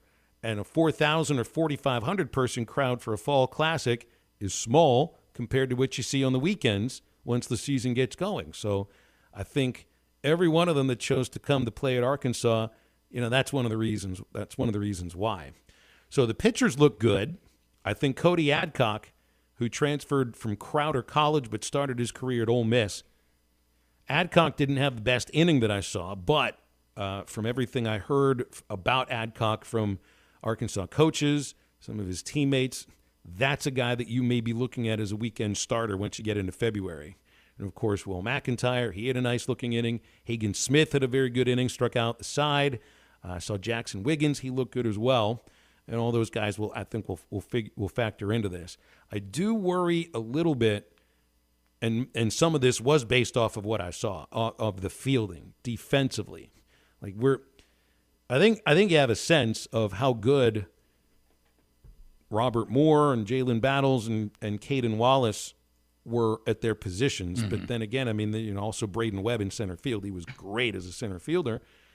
I think we'll notice it once we get into the regular season this next year. And it's not to say that they're going to be a bad team in the field, but I doubt you'll ever see a team that's that good in the field as what we saw the past 2 years. But I do think that you'll notice it. I think that your infield defense won't have enough range, or won't have the same range. I shouldn't say enough, just won't have the same range. Hopefully what they get to, they can field. But shortstop right now is a question mark. Harold Cole, I know, is spoken of as potentially the starting shortstop. Had a couple of struggles in the field. It's one game, so who knows? And it's just an exhibition, so it's not like it counts. But they're paying attention, And I saw Stovall make an error on a routine double play ball. I thought Peyton improved at first base. I think he's going to be pretty darn good at second base in different positions, but I just don't think that you learn to play first base on the fly and improve on a weekly basis and stink at your natural position, which is second base. So I think Peyton will be okay there. Won't be Robert Moore, but then again, I don't know anybody else who was, because he was the Gold Glove winner for college baseball for last year at that position. So, all that to say, my thoughts going into the season. It's not going into the season. They're still playing. I know they got a couple of exhibitions that are planned in a week or so. I can't spill the beans on what's going on. Oh, but something. This is going to be really cool. Whatever they've got planned, and I know they've got some neat stuff planned for this next set of exhibitions that I think are later on this weekend. It's the kind of stuff that a college baseball team doesn't do very often. But I can't spill the beans, so just pay attention to ArkansasRazorbacks.com or the baseball team's Twitter page, because I think it's going to be really neat. It's going to be really cool. And I can hint to you, I don't think they're going to be playing themselves this time. So okay. Take that to the bank and run with it. We're going to take a break in just a moment here. Want to tell you about No House Advantage. No House Advantage is changing the game, offering the most dynamic fantasy sports platform available today.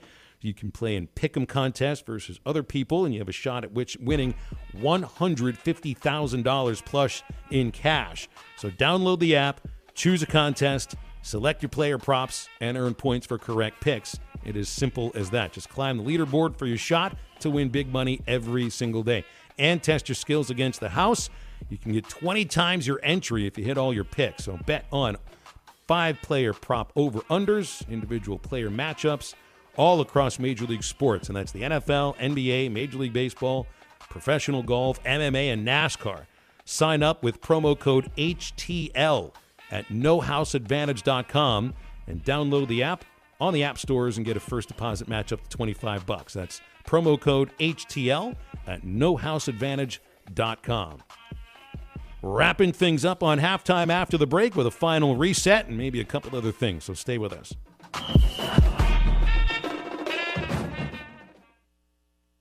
Harry Robinson Buick GMC wants to buy your vehicle, and they'll pay top dollar today. Pre-owned car values are at an all-time high, and your car is worth more today than it ever will be again. If you are driving a 2013 model or newer with 120,000 miles or less, bring it to Harry Robinson Buick GMC, and they will pay you more for your trade. Even if you don't want to buy a new car, they will still buy yours. Harry Robinson Buick GMC, exit 11 off of I-540 in Fort Smith. Call the Hogs with head coach Sam Pittman and the top 25 ranked Razorbacks this season. Touchdown, Arkansas! Single game tickets are on sale now for late season marquee matchups inside Razorback Stadium against SEC rivals LSU and Ole Miss, and a homecoming matchup with Liberty. Witness the next great Razorback moment by securing your seat for the biggest games before they're gone at ArkansasRazorbacks.com or call 800-982-HOGS. United Hail Pros is your one-stop shop auto body repair shop, specializing in paintless dent repair. Locally owned and operated, zero out-of-pocket with free car rental from Enterprise with a lifetime warranty. Got hail damage? Don't delay. Call United Hail Pros right away. 479-309-3998. That's 479-309-3998.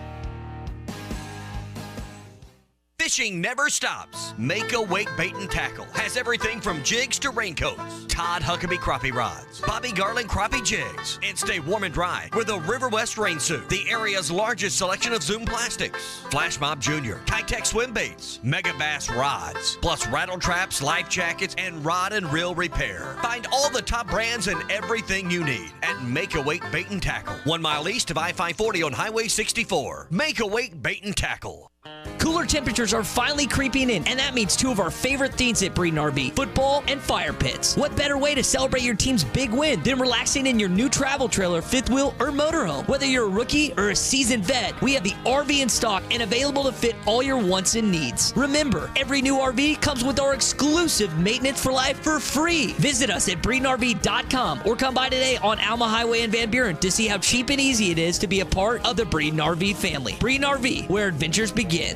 Hey, where's the rest of the beer? I'm probably out unless you clowns brought some. Well, I've already had 3. Who's going to get more? Order it from your phone. From where? Sody's delivers. You mean where my girlfriend gets her wine and those cheese plates? And if you don't want to drive, that's where you can order it. My free beer is gone. Sody's now delivers inside Fort Smith city limits. Just order from mysodys.com or download the Sody's app and order from your phone. Sody's Wine and Spirits. Experience different. Why do people do business with First Western? Because First Western builds relationships with all of their customers. They partner for the long haul to help you with your financial goals over all seasons of life. First Western is prompt, responsive, and they deliver with quick answers and on-time loan closings. When is the last time your banker called you? If you are looking for a high level of service and a financial partner who will listen and respond, try First Western. For more information, visit them online at firstwestern.com. Member FDIC, Equal Housing Lender. Elite Roofing is a locally owned roofing contractor. If you're building a new home or maybe need a new roof on your existing home, Elite Roofing can take care of you. Elite Roofing is known for their dependability and reliability. Just ask any of their satisfied customers. They are licensed and insured, and references are available upon request. If you need a roof, call your local roofing contractors. Elite Roofing, 478-8668.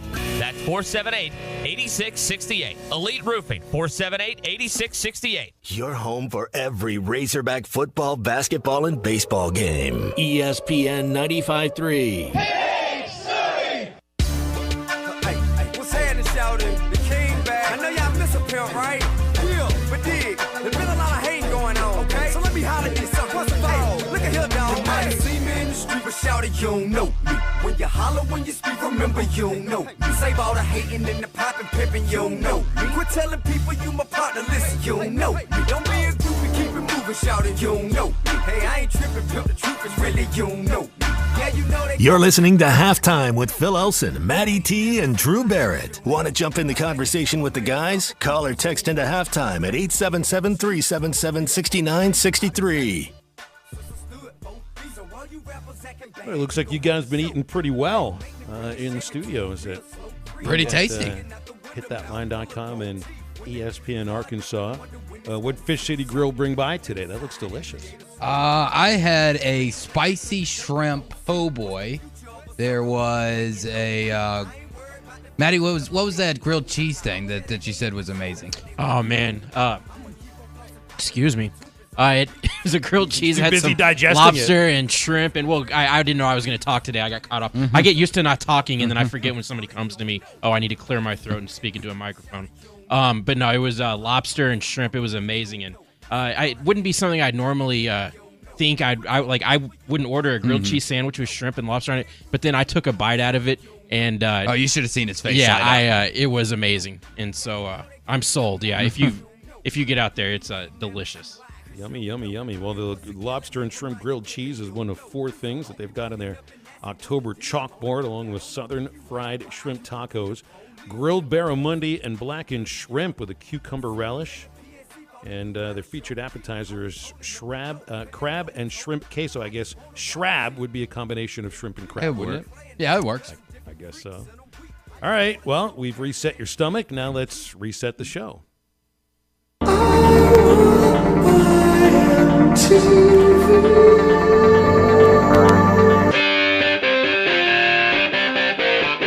Hey, what you watching? Why dost thou torment me with a TV, but not a TV guide to enjoy it with? What do you plan on watching tonight?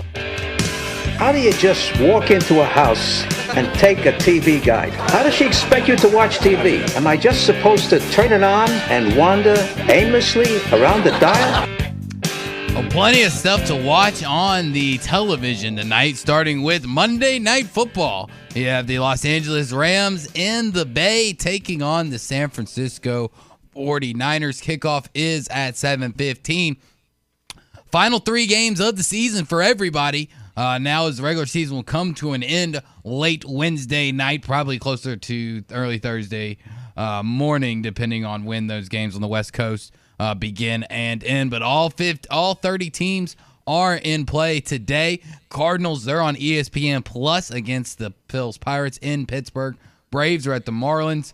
You got Yankees and Aaron Judge still looking for number 62. They're in Dallas taking on the Texas Rangers. Mets need to keep winning if they want to try to have a shot against the Braves for that division.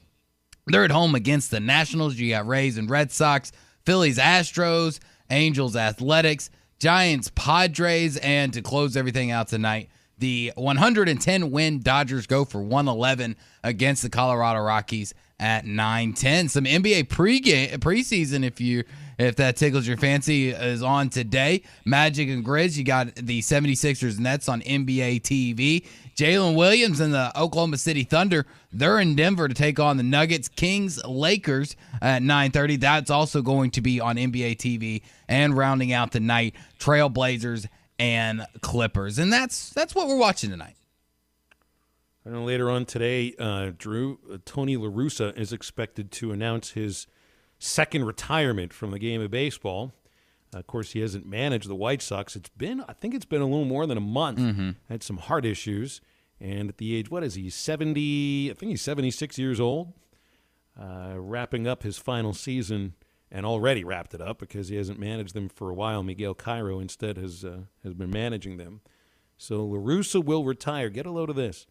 With 2,900 regular season wins.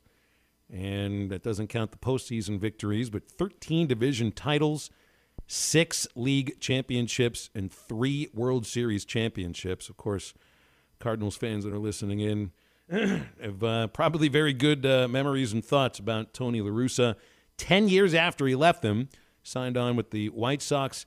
And it's really weird to think about this, but, I mean, he did manage them to a division title last year.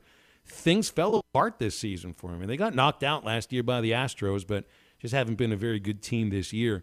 I don't know how much you put on La Russa, but it's what an interesting career the man had. He was at the forefront of what was not called analytics back in the 80s, but he was a guy that would sit there in the dugout with computer printouts, talking about matchups and everything, and they thought he was different and a little bit nuts. And then 35 years later, he's called the old school guy that couldn't get with the analytics guys because baseball analytics have been much different from whatever La Russa was paying attention to in the dugout that George Will wrote about in Men at Work in like 1988, 1989. So congrats on the career, La Russa. He's already in the Hall of Fame, so doesn't have another one to get into. And we're done with halftime for our 3 hours. It's been fun. Maddie's got the Eastside Liquor Halftime Podcast coming out. Ruskin and Zach will have you from 2 until 7, and we're back with you tomorrow for another award-winning edition of Halftime.